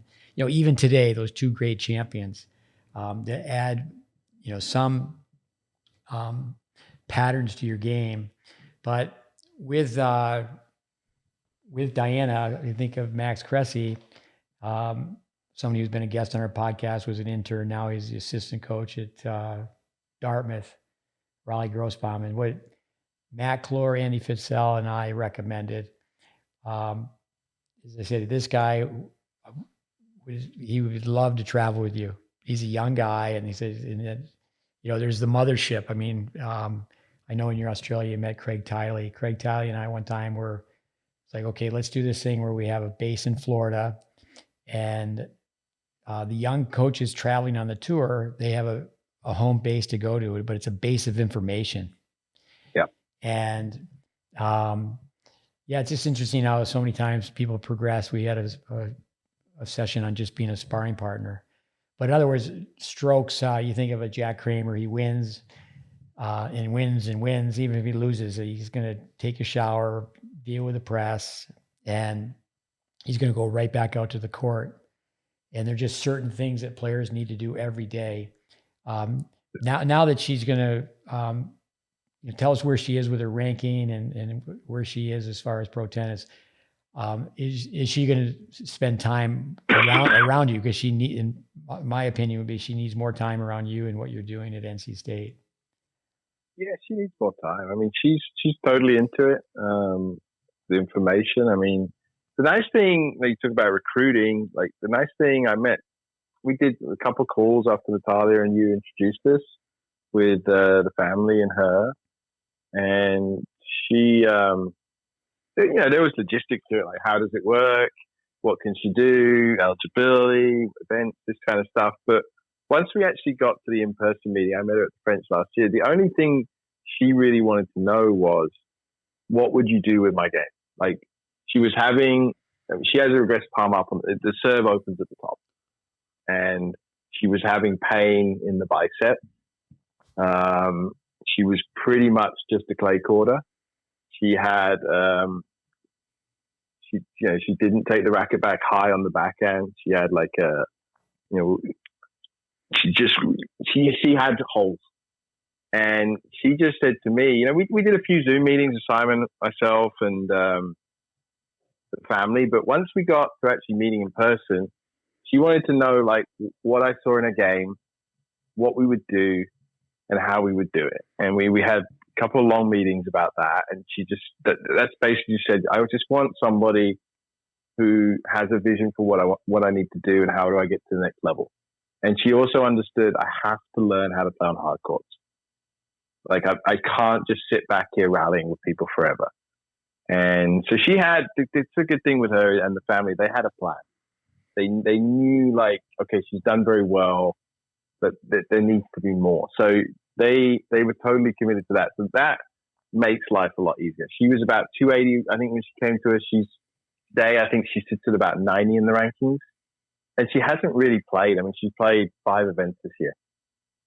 So she's got a lot in front of her right now where she can play. The visa side of it is very, very complicated for Russian players because of what's going on in Europe right now with Ukraine. But she's pretty much set now where she has the visas, she has everything set where now, and she has a ranking where she's just going to go play through the summer and she's good to go. But no, it was no different to any of our other players. And people say that sounds crazy, but we filmed every single stroke when she walked in. And we sat down and we went through every single stroke. And she had almost all the flaws you see with everybody else. The good thing with her is she has strong grips. And obviously she had the experience. She's a warrior mentally, and physically she can really go. But you go stroke by stroke, the racket was way too high. The forehand swing was too big. The backhand went low, high. she just didn't turn with the racket high on the backhand. The volleys were classic downward volleys. The overhead, she's starting the YMCA movement. She didn't turn. The serve has been the biggest. Excuse me. The serve has been the biggest adjustment she had to make. I mean, she was pretty much a regress palm up. We're still struggling with that a little bit, where she just struggles to turn at the start of the serve to rotate. But she's been working through the system for the last year now, and she's certainly come a long way. Tactically, she's been very open to that. But no, she's been through the same exact process. It's just her exposure and experience coming into college was so far advanced to some of our other players that we've had that it's just happened at a faster rate.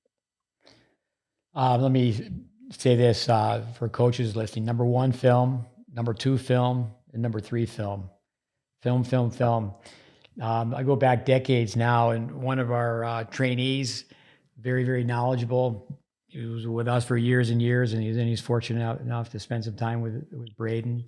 Had very good playing skills. I sent him to Moscow. I think the gal was also ranked in the 90s, and this goes back to probably the 1990s, maybe the 2000s. But he didn't film. And, pretty soon, no one at the table speaks English. He doesn't speak Russian. And it was just like, this isn't going to work. And the whole project fell apart. But yeah, you have to document development. But coming back to what I mentioned about young Raleigh Grossbaum is with Max Cressy, it didn't happen.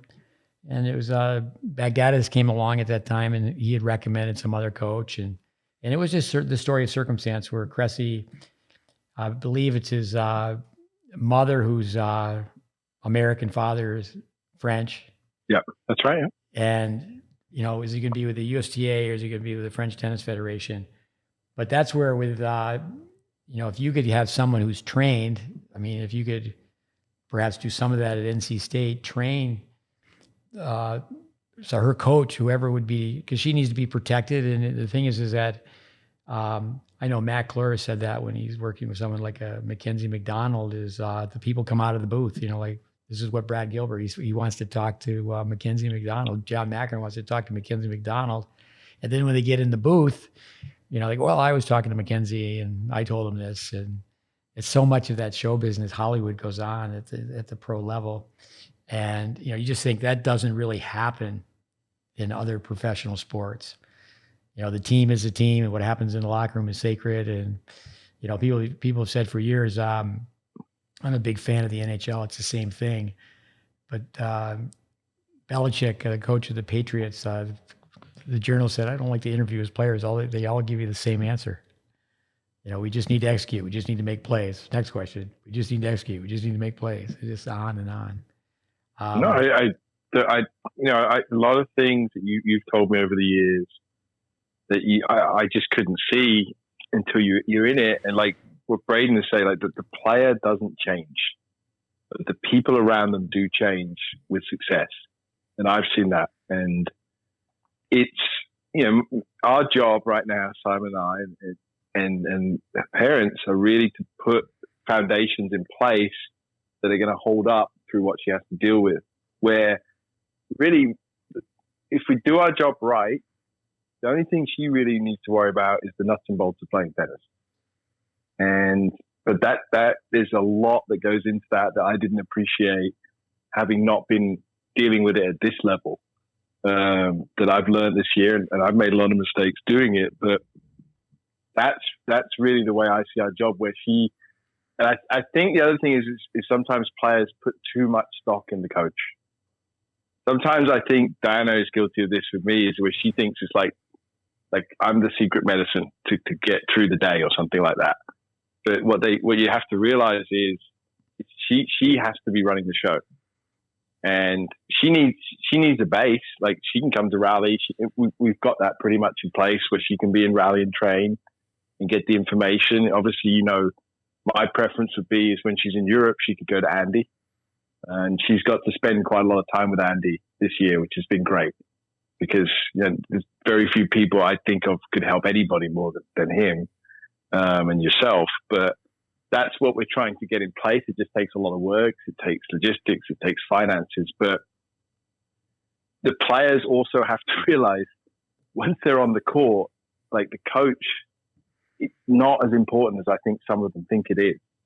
And I think especially when they're younger, there are other things that are more important, like taking care of their body, the physical part of it, that they would actually be better spending. You know, a lot of the work I do for her when it comes to a tournament, you know, the film, the stats, the charting, or the scouting, can be done from anywhere in the world. I can do that sitting on my couch right now for her. In fact, I did it this week for her while she's playing in an event. And she's done well with that. But I think there is this level, I've been guilty of this. Like sometimes I see players, I see Djokovic. It's not as exciting for me to see Djokovic in person as it is to see Goran Ivanisevic standing next to him. Any person who's of a certain age who's looked up to players or older players, there's that level of like being awestruck, right? And I think like you talk about someone like a Mackenzie McDonald, if a Andre Agassi were to come to him and say, hey, you know, I'd love to work with you a little bit, who in their right mind wouldn't at least say, my God, that would be cool, you know, like that would be amazing. I think that's natural and it is happening, but it's still, I don't know, there is a lot of that going on for sure. It's amazing to me how many of the ex-players are around working with these players. And some of it as well is they just have knowledge of how the tour works, right? They know some of the shortcuts or the tricks where it's like, don't do this, do this, you know. Oh, for sure. Work as mentors and confidants. But the people come off the tour, like Steve Denton was in the box today or yesterday with Austin Krajicek, and it's a fun story. I mean, he was 11 in the world and singles, is high ranking, 2 in doubles, and Panam Paul, now Panam Kirsten, actually her oldest son, I think he was just the athlete of the year at Air Force. But she's like 5'0", makes me seem like a tall person. And Steve would say something in the clinic setting, you know, elbow in, continental grip, racket face open, and she would go, "That's wrong. That's wrong." And he was humble enough to call me out and go, "Hey, okay." And then there was another person there, Vic Diamond, and they say, "You got a couple of your people down here. They're telling me I need to learn how to teach," and that was, he was very, very humble in doing that. Let me come back, just film. Dom Lausick, who was a guest on our podcast, is helping with a club up in Atlanta, and Mike Larscheid, who's in that area, you know, somebody's been in our corner for a long time. And so this club in Atlanta, you know, be a beautiful place, and the new ownership, very enthusiastic, and they want to use the GreatBase curriculum. And they started without filming. Mistake. You have to film just for the club pros or the coaches, teaching pros. You have to film first. Unless someone's a total beginner, you have to film first. You've got to take opinion out of it. You got to take guesswork out of it. But I'd like to add this before I ask you another question, just to reinforce what you're saying, and that's what we're trying to do with these podcasts. Coaching is overrated, but the problem is the coaches want to be overrated. And that's really wrong. A Braden principle is independent thinker, problem solver. You know, John Wayne, the great late John Wayne, everyone's an actor. Everyone's a coach. Everyone's a coach because they like to give advice. And the reason that most advice is free is it's not worth anything. And, you know, it's like, where did people get their advice? Someone who's been dedicated to what we've studied, and that's what I say is that, this person has studied what we've studied. And I know you've become friends with Cole Reeves. And I say, "Hey, Cole, you know, you need to connect with Dave. He would be excellent. He's something like that. He's doing a great job teaching, but he's teaching in a small place in Arkansas, and it's the credibility business, just like at every level. But you don't add any secret sauce because there is no secret sauce. But someone who could travel with Diana, maybe somebody could do it for 2 weeks here, and someone could do it for a month. You'd have to totally trust the person. But it's just like, let's do these cleansing exercises, these repetitive exercises, because they're still playing competitive tennis. But the way the brain works, you know, it's like if she's got to regress palm serve, she's probably got to regress palm overhead. And we're going to do these drills at the end of the day, which for the listeners, they're not physically they're not demanding, they're not taxing. They're very easy drills that you have to do. That's what I mean by slow work. Yeah. But you should be able to work on that without killing a player. Like, yeah, absolutely. And that's what I mean by this. When you go back to the summer work, like you got to be able to do that work. But that work is you got to have patience to do it. But no, I mean, with the other part of filming is if you do a good job, the player should be able to look at film. Like we don't at NC State. One of the weird things we only are interested in our players. We only look at our side of the net. We're trying to get our players to a certain level.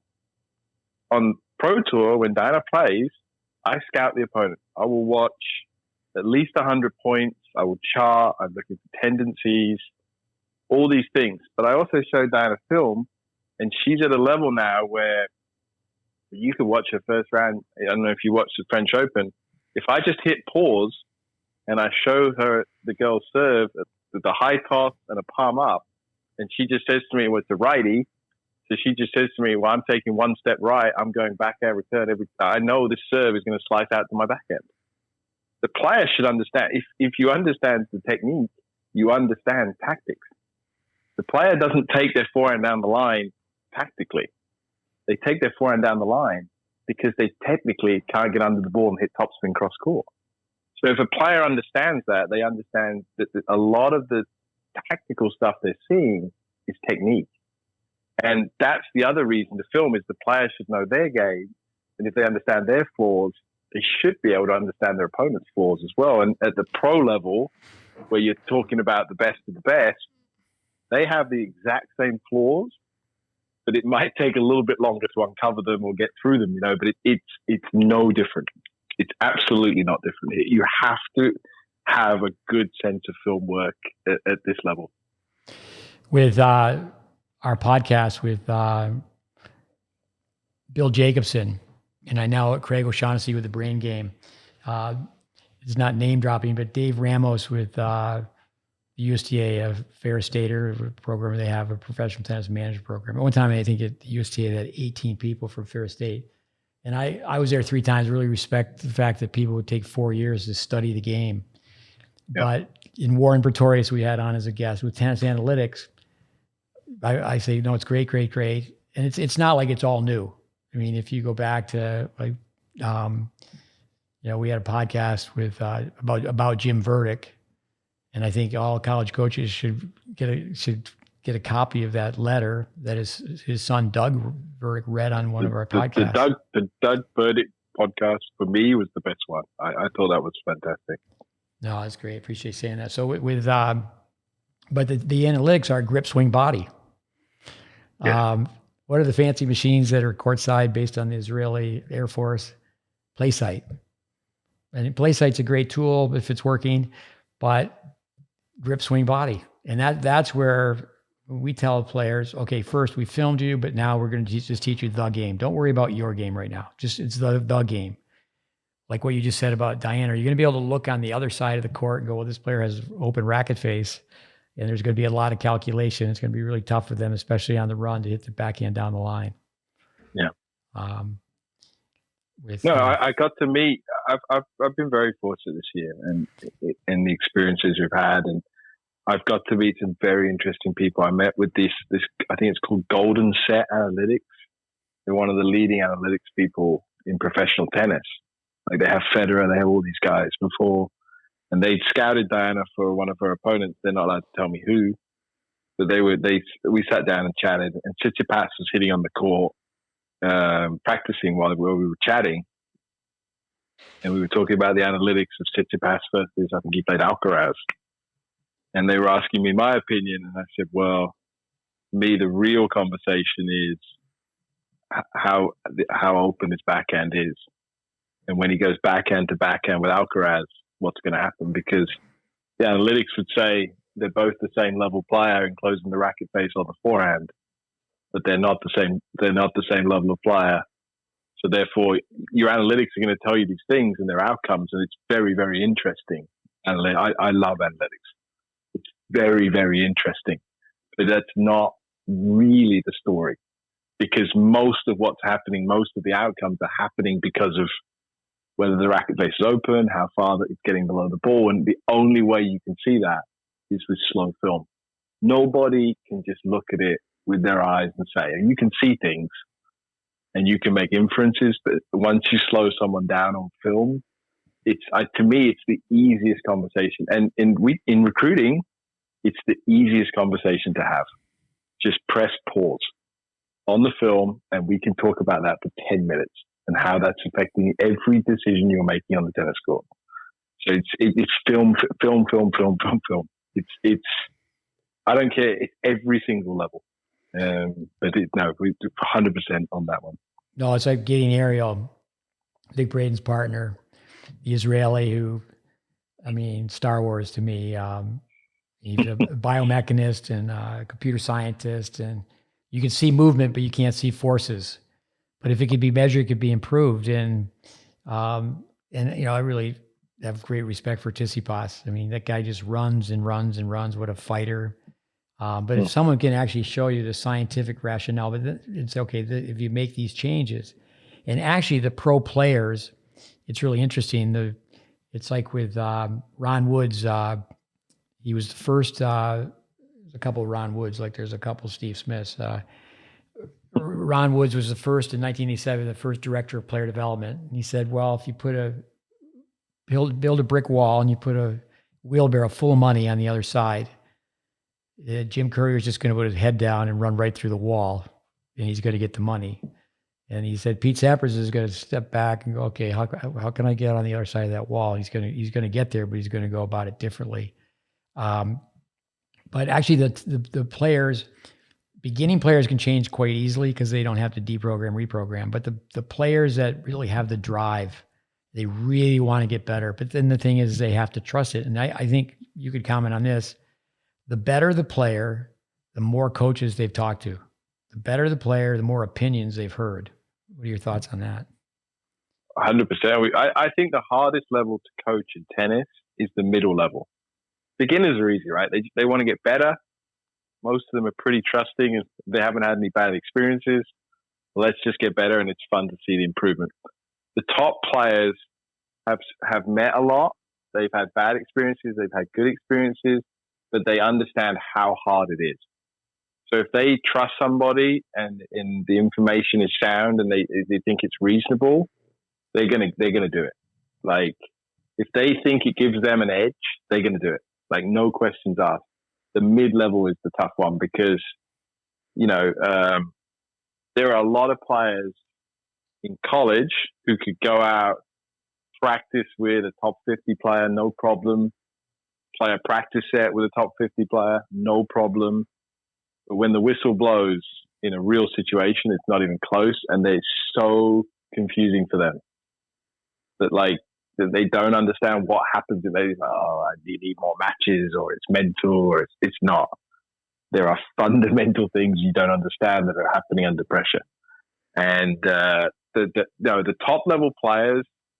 And this has been interesting. Simon's been talking about this for years with us. It's like we've done a really good job of developing maybe players who are a little under recruited. But what would happen if we got this top level talent, as someone like a Diana? Because Diana was an amazing recruit, but there have been other Dianas come to college, but they haven't gone to the top 100 in a year. And it's like, what would happen if someone who had that experience before college and that level of drive, and then they get the information? What would happen to them? And, obviously we feel like we kind of proved the point with that, right? Because a lot of people have been selling pro tennis in college, but no one's done this, not in the last, 45 years. So, but no, you're right. Someone who's been at the top piece and they've been exposed to it, they have a level of respect of how hard it is and what they've got to do to get there. And they're kind of desperate to do it as well. And the other thing I think they are is they're curious. A lot of mid-level players, they're not that curious about what needs to be done. But top players, even I get to meet people through people I've known growing up or something. They have questions. They're very curious about how can they get a little edge on something because it's so competitive, right? No, intellectual curiosity. I'd love to share the story about Djokovic, who supposedly spent more money on coaching than anyone. Where I'm repeating this from previous podcasts, where he hired feedback. A Polish player. They said, "Why'd you hire feedback?" And he said, "Well, he used to coach Lendl. Lendl's now coaching Murray. and I want to know what Lendl is telling Murray. Coming back to Tsitsipas, I mean, I know a lot of people will listen to these podcasts and like, oh, these guys are egomaniacs. Like an Andy Fitzell, he really should be working with the coaches on the tour. Tsitsipas, I was told by a fellow Greek who is looking at the content we have online and wants to come spend some time with us. So Tsitsipas was taught out of Braden's book, and it's fact-based. It's physics stands the test of time. But I remember making videos for Gavin Hopper for Wally Masur and Amos Mansdorf, but I wasn't the one who got to deliver the message. I went through the slow motion with the coach, and then that's a trust factor. But the coach is also just like, I mean, I've had people I've worked with where I've made videos for their players, and then the parents never get the video because it's incriminating. It's like, well, if you've been coaching me for 5 years, it's like Wally Masur had a slight reset on the forehand side. And, he was at this academy in Boca I was running, and my job was not to coach Wally. And I wasn't trying to coach Wally. But I said, okay, guys, practice here, and then we're going to have the campers sit here while you guys are practicing. That's where they're going to eat lunch. I mean, that's what I was telling those guys. And then they finally said, hey, what do you think of how they hit the ball? And I said, well, I'd have to film them. So I did film them, and there's been others too, but even with charts. But and I can understand where the player definitely doesn't want any Tom, Dick, and Harry to talk to their players because. That's the problem. Because like with Diana, you got to protect her. There's so many people that are going to approach her. Like I got the secret sauce, and there are no secrets. They don't. I think that's one of the things with the ex-players, right? Because the ex-players are established, they've done it, they're financially secure. I think for up-and-coming players, they're like, well, this guy, they don't really need anything from me. They're just doing it because they want to help, Whereas there's so much of the people trying to latch on to the players who are doing well or trying to get a piece of that where it can make you insecure, right? Like you're worried that people are around you for the wrong reasons, whereas players who've already done it, they don't need you. They just, like even Ivkovic doesn't need to coach Djokovic. He does it probably because he wants to, and obviously he thinks he can help, but from Djokovic's point of view, it's the same thing, right? It's like he knows even Ivkovic doesn't need him. So there's that. I guess maybe it's cleaner in some ways, but there's a lot of that's been eye-opening to me. And you imagine as well, we're talking about 35-year-olds. Imagine when you're talking about 18, 19, 20-year-olds and they're going out into this world. It is scary where you've got to create this kind of like protective layer where without being controlling, you've got to make sure you're filtering some of the stuff that's coming in, and that's the scary part to me is making sure we do a good job of that. Well, you're around young people all the time, and in many ways their life is accelerated and they have more experience than their parents. But I tell parents all the time, say, well, when your kid is 28, they'll be where you were at the age of 18 for many, many reasons. I tell the kids all the time too, is that wisdom is knowledge with time, and all you have is wisdom teeth. Just shut up and listen. And it's getting tougher with the sensitivity to tell people. But if you use film and a kid gets a comparative experience, you're going to be much better off than just winging it and shooting from the hip. I meant to ask Ricardo Aciola. He was a guest on our podcast, Brazilian who got to a real high level. He's done so much in tennis, but he played the French circuit. Why don't you touch upon that? Like young American college players, where they're not really playing for WTA or ATP points. No, one of my girls is there. One of my former players, Adriana Raimi. Her mother was a French Open finalist in doubles in the 80s, and she's about 350 WTA. And there's kind of a lull in the American circuit right now as things move into Europe. So her mother, through connections in France, set her up to play club tennis for a month right now in Paris. She was just with us in Paris supporting Diana. She's playing club tennis for a month, like on the weekends, and playing like the money tournaments during the week. It's a good level. There's good money. She's getting on red clay, which is so valuable, especially to American players, perhaps grew up on hard court. So no, there's still a huge network.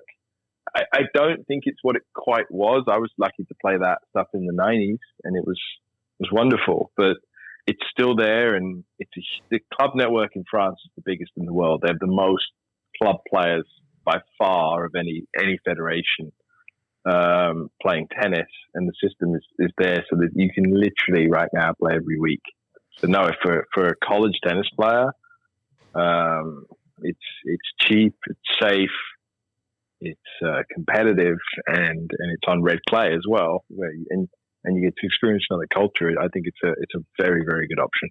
Yeah, I mean, check your ego at the door. You're going to be 18, 19 years old, and you're going to go lose to younger players. You know, a lot of the American kids from hard court, they can't even stand up on clay. The French is very easy to remember. They have, we have 5 times as many people, and they have 5 times as many players. And the UTR, which is really turned in more a business, that's where Dave Fish walked away. It was supposed to be to make tennis less expensive and make tennis much more accessible. But no, I just wanted to touch upon that. Go fast on a few things here. You've already touched upon camps and champs. I really think it's great. And I think that's gone away too much in college tennis, where college players used to always, that's a very strong word, but they always were part of the summer camp. And they would, I think it's not do too much of it, but it's good to do some teaching where you just stop and try to explain and demonstrate. You touched upon that. Why don't you just give a couple plugs for D2? We've done that for D3. I know you play D2 tennis. You're part of D2 national championships.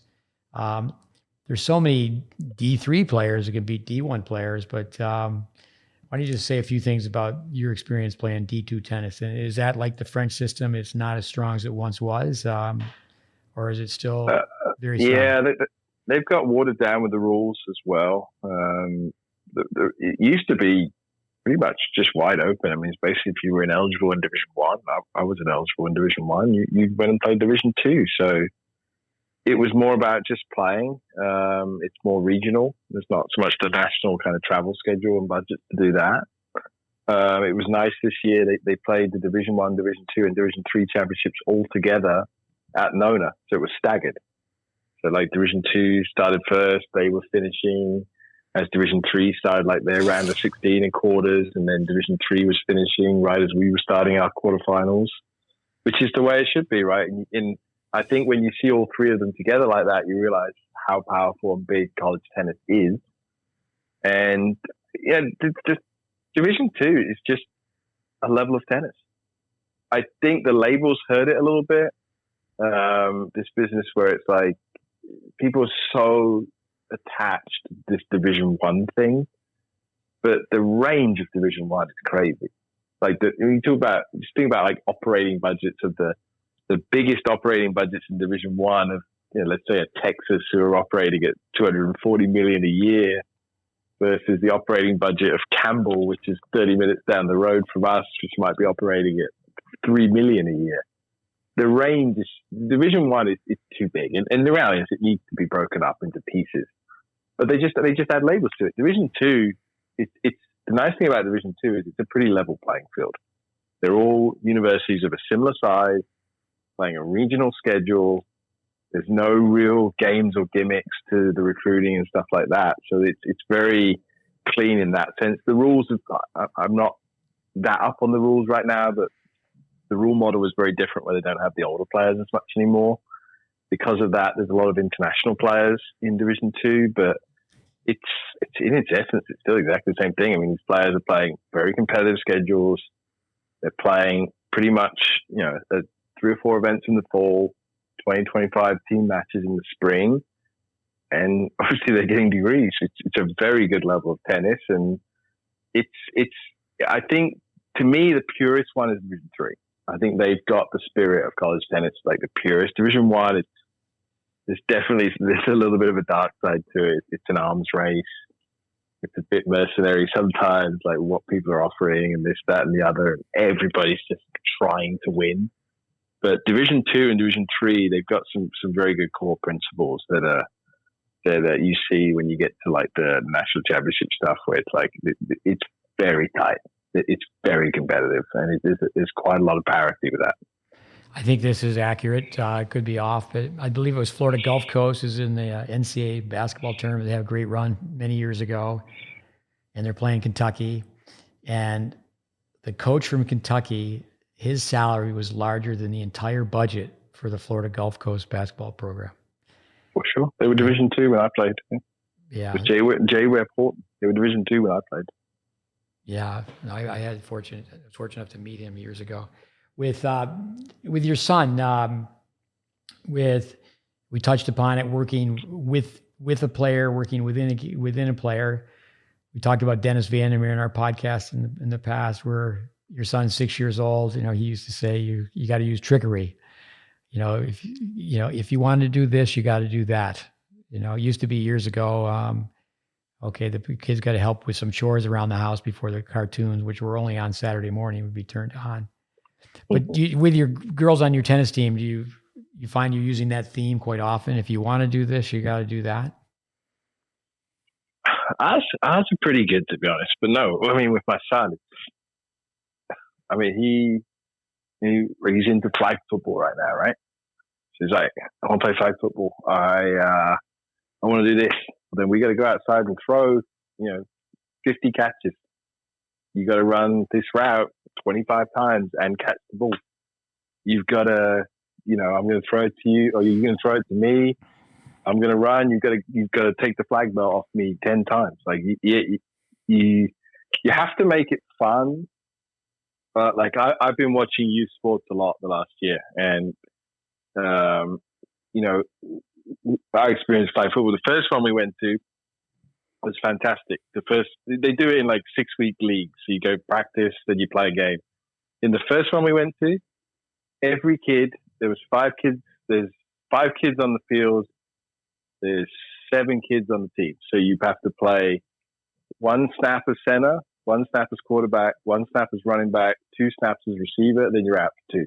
And everybody has to play every single position, and you have to learn how to play every single position. Then you rotate out, and then you rotate back in. And then the practices is just repetition. And then they tell them when you go home, you got to do this, you got to do that. That's, to me, what youth sports should be. Just well-rounded. Everybody's equal. It's just as important to be the snapper as it is to be the quarterback. And you better learn how to play each one, and later on you'll figure out which one you're good at. The second one we went to, yeah. No, go ahead. The second season we went to, they were like, this kid's the best QB, he's playing QB. This kid's the best receiver, he's playing receiver. I'm like, they're 6. Like, dude, like it doesn't matter if we win. And the stupid thing is, they give them medals when they win a game.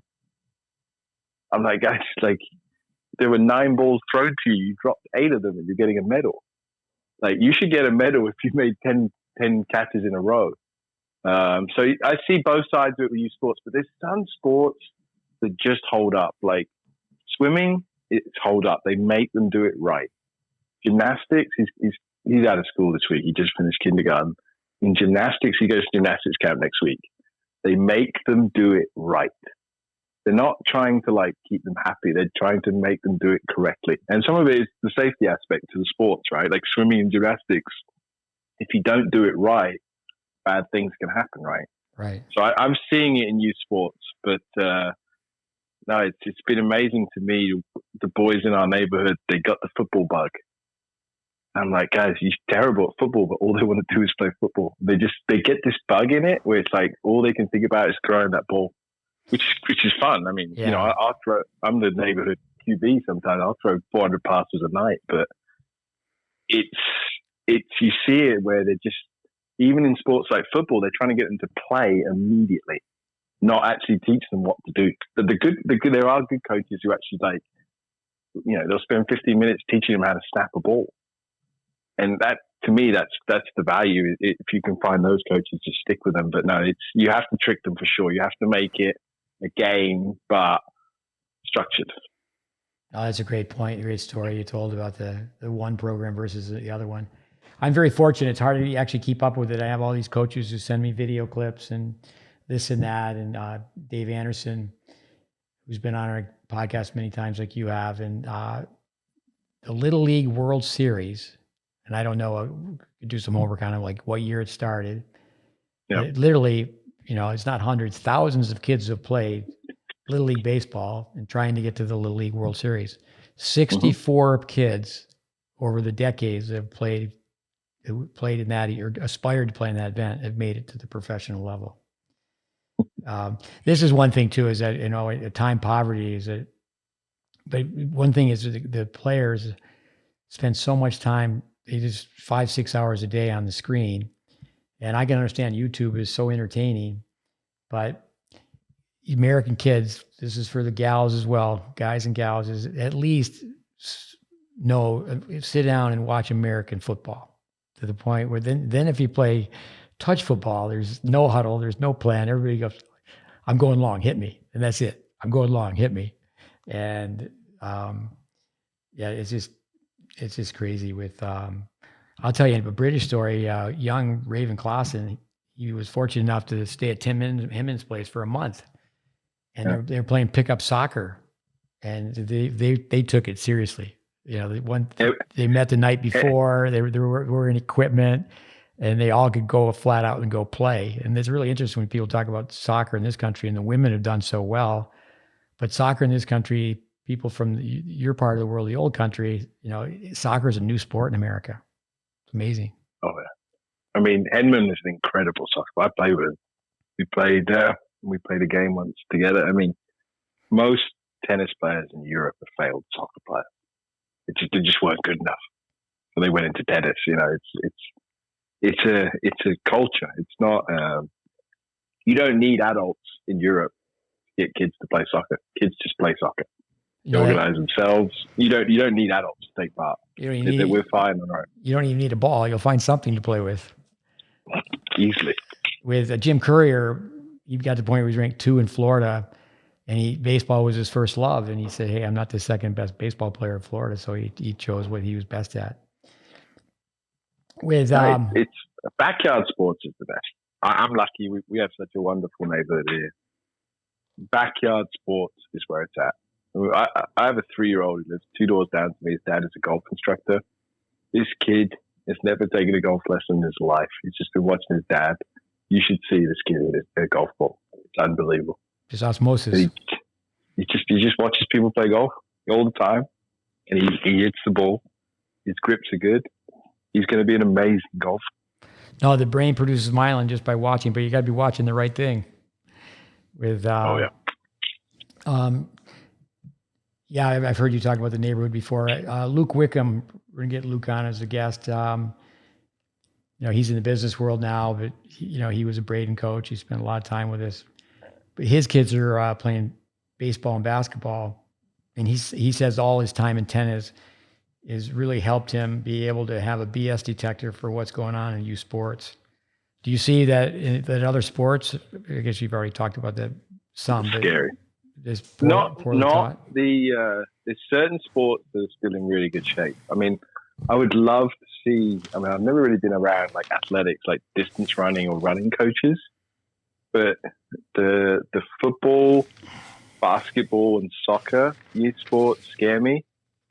But the gymnastics and swimming, they for me, from my BS meter, they're holding up. I mean, and obviously the one we're not talking about is tennis. Tennis is the scariest one. I mean, maybe it's because we've been in it, but I struck. My son takes tennis at school.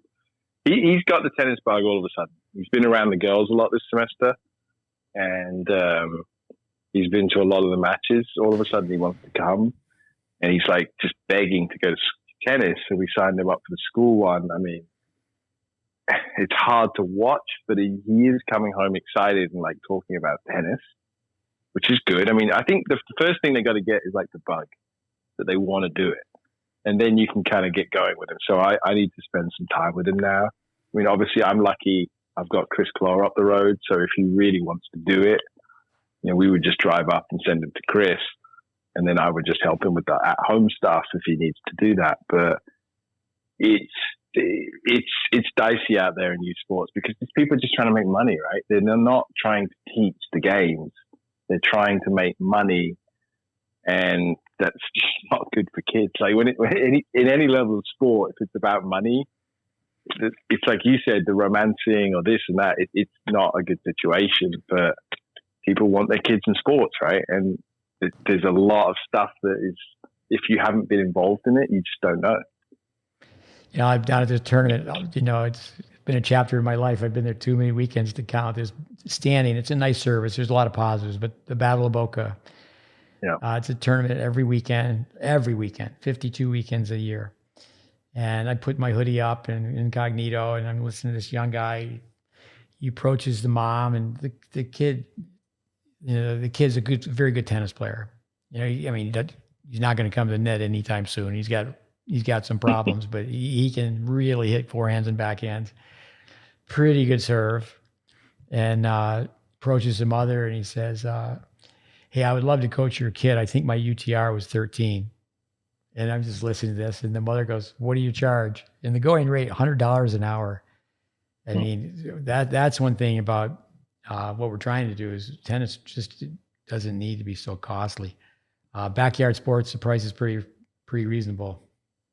It's pretty good, but you know, I think people, you know, one of the hard things, like for what I had to do this year is people are working a lot. The world is very expensive now, and the job market is competitive, and you're working a lot, you're doing a lot, and unfortunately, you know, we get on kids, especially the boys, like with video games and YouTube and that. But part of it is because maybe I'm not around enough, or I have enough time where I can stop that and I can be out there with him, you know. And it's like, for me right now, it's a dilemma. He wants to go on the tennis court, and I need to get on the tennis court with him. But if I'm not around, can I put him in a program that I know it's not good? Yeah. So it's like parents are balancing that, right? And the parents are under the stress they're trying to, sometimes you just have to make compromises here and there. But the worst thing is when you know it's a compromise, right? That's what hurts your feelings. That's what bugs me anyway. Yeah. Like the nice thing is, I feel like I've found a few sports where I know the coaches are coaching. I don't know if they're the greatest in the world, but I know that like the way they're talking to them and the way they're treating them as athletes, that's going to help him, whatever he does when he's later. But that's my worry as a parent. It's like that kind of stuff that's going on in tennis. I mean, could you imagine that in another sport? Like if you're a kid on a basketball court and someone goes up to him and say, hey, I played mid-major D1 basketball. Give me $100 an hour and I'll shoot with you. Yeah. You know, coming back to your son throwing a football, you know, there's some sports where, you know, kids pick up that racket and, you know, maybe they have a very good throwing motion, but they're not going to do that. They're going to see the target straight ahead through the net. They're going to put the racket in the frying pan, pizza position. Oh, yeah. But you can't throw a football with your palm up. You have to have your palm down. You can't throw it very well anyway. You can't throw it very far. No. Let me just ask you one thing. We had a podcast where we just talked about the late Don Meyer, basketball coach, and we just read many of his mind vitamins. I just wrote one down. Most people would rather be ruined by praise than saved by criticism. Let's just end with what are a few, you know, it can be cliche, but what are a few things that become mind vitamins of, you know, the NC State lingo? Obviously, your team is deserves the study. People need to pay attention to what you're doing. But what are some things that we would hear if we were fortunate enough to just hang out and watch practice? I mean, we talk about a lot. Make it simple for yourself. Make it easy for yourself first. Difficult for your opponent second. I think that's very, very important. I think especially for the NC State, maybe we've been underdogs for a while, where we think when we get to a certain level that we have to do something special. We do not. We have to keep making it, you know. But ultimately, it's not that it gets harder; it just gets faster. For me personally, one, you put it up recently, but the Arthur Ashe one, you have to get to the point where you're more afraid of not going for it. Like you're going to be scared. Like the one thing I learned this year, like Australian Open, French Open, all these fancy tournaments, everybody's scared. There is real fear going on. I don't care. We warmed up next to Swiatek one morning. Like, she's scared. Everybody's scared. Like, there's fear. But it's just a question of what are you going to be scared of? like you got to be. It's okay to be scared. You can still do your job when you're scared. We talk about being in the front of the brain all the time at NC State. What are you going to be scared of?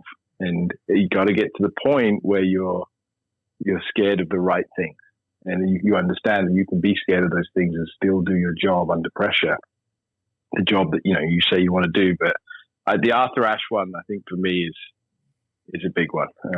Like just get to the point where you're okay being scared, but you're going to be scared of not going for it and not trying to do the things that you've been practicing. Swiatek, I understand her father was a rower. Just where did that foot speed come from? Oh my word, that girl can run. Wow. Just watch it. I mean, just watch the feet. Natalia and I were sitting in Paris. We were talking about this and we were watching her, and then the name came up. And Natalia says she's never seen that film, which means to me she hasn't been doing her homework. I said, you should watch the film of Miskina moving her feet. Miskina is a person in Russian Federation who's like a contact for Diana. She helps her with things. She's like the liaison. But that film you have of Miskina moving on the side from the court level, like just watching, people can say, okay, well, she was palm up, just whatever. She played too far off, but just watch people like that move, because that should motivate you. When we talk about hitting a nice forehand, hitting a nice serve, whatever, but you watch people like Miskina move. Dana has that a little bit. We have this German girl who plays six for us. Like just she has flaws and she's working on them, but just watch her feet go once the point starts, and you'll smile. No, I mean, the people could listen, you can find that on YouTube, I'm sure. I mean, I watched that match when you were in the finals. I mean, that's just like music to your ears to watch her move on a tennis court. Unbelievable. Yeah, it's fine. But no, there's a lot of that gets missed because of all this other stuff that's going on. But that's the nuts and bolts. That you have. We film the feet. You talk about filming, but film people's feet. Yeah. Just film them from the knee down, and just let them watch that. And then almost every player can pick out who the best ones are and who the worst ones are just by watching that. Yeah, I've coached a lot of Japanese kids. We had this one girl from Japan, and she went to a school K through 12, and every weekday, the whole school, everybody at the same time would go outside and they would skip rope. This girl was amazing. So if you do something 10 minutes a day, we take it from boxing. It came from Kramer, who took it from boxing. We say just 12 minutes a day, three 3-minute rounds. You're probably best to do some abs during the minute. Some kids, if they're in a total technical phase, okay, maybe you should shadow swing your serve. But skip rope is, kids, we coach a lot of kids who have the skip rope in their bag, but they don't take it out unless they're told to.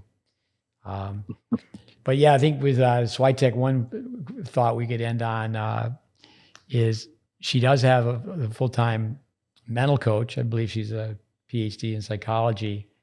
And I love her slogan. It's low expectations and high standards. But I think you can see the fear in her eyes, but she's just so zoned in.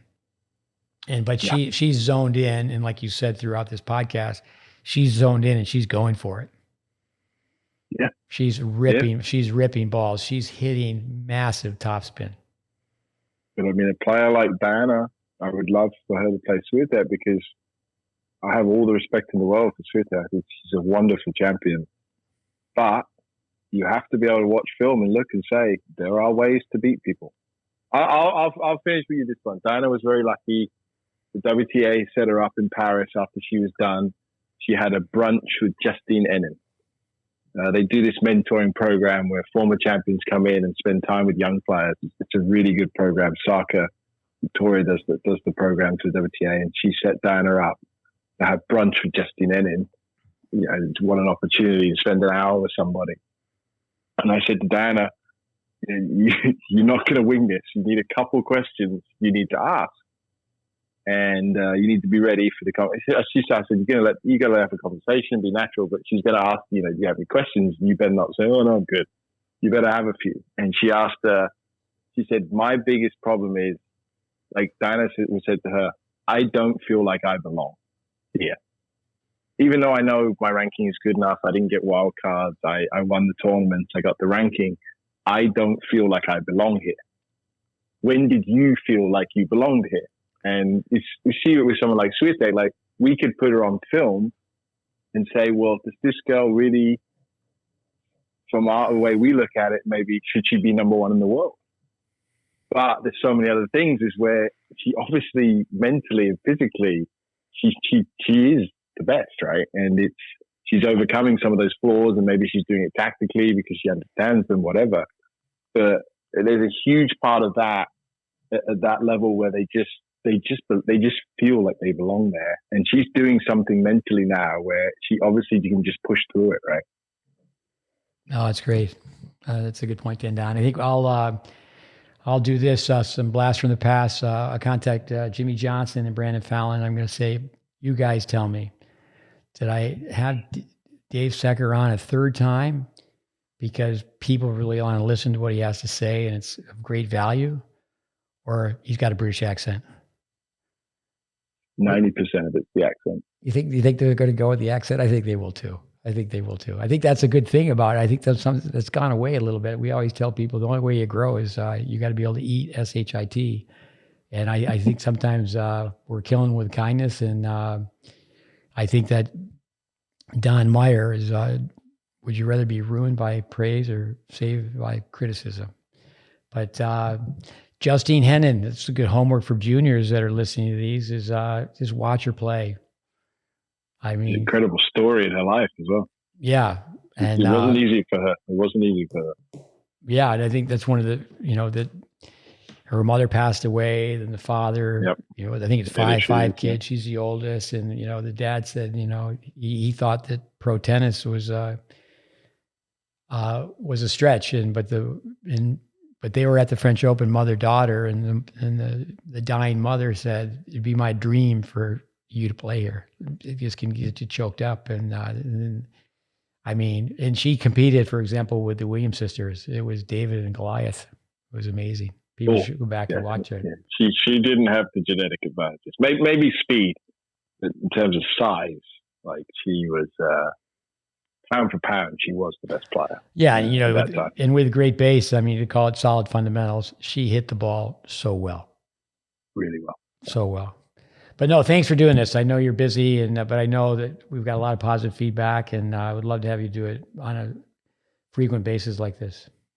I should say, let me say it, not frequent. Do it more than once a year. I think the listeners also should know that you're helping me a hell of a lot more than that. Wow, so thanks for how much you're doing for me is all the time with my questions, but a lot of the opportunities NCAA had this year came through the GreatBase network, right? And Natalia, what she did for us and continues to do for us. But no, it's great to be part of something where we can help each other. But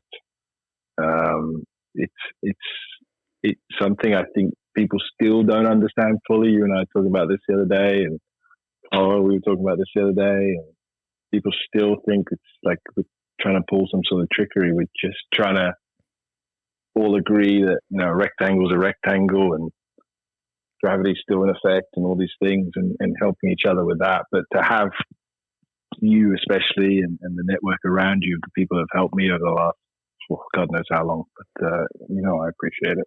Oh, you're more than welcome. Have a great summer. Enjoy Wimbledon, and great to hear about the backyard sports. Everything you had to say. Appreciate it. Thanks, Steve. Take care. Yeah, get some rest. Good night. You too. Thanks. Bye. Bye. All right, podcast. Dave Secker. The tennis treasure chest. Lots of pearls. Lots of golden nuggets. But I'll shut up right now because I don't want you to have to listen to me any longer. But great to listen to Dave Secker. Thanks, everybody. Adios, amigos.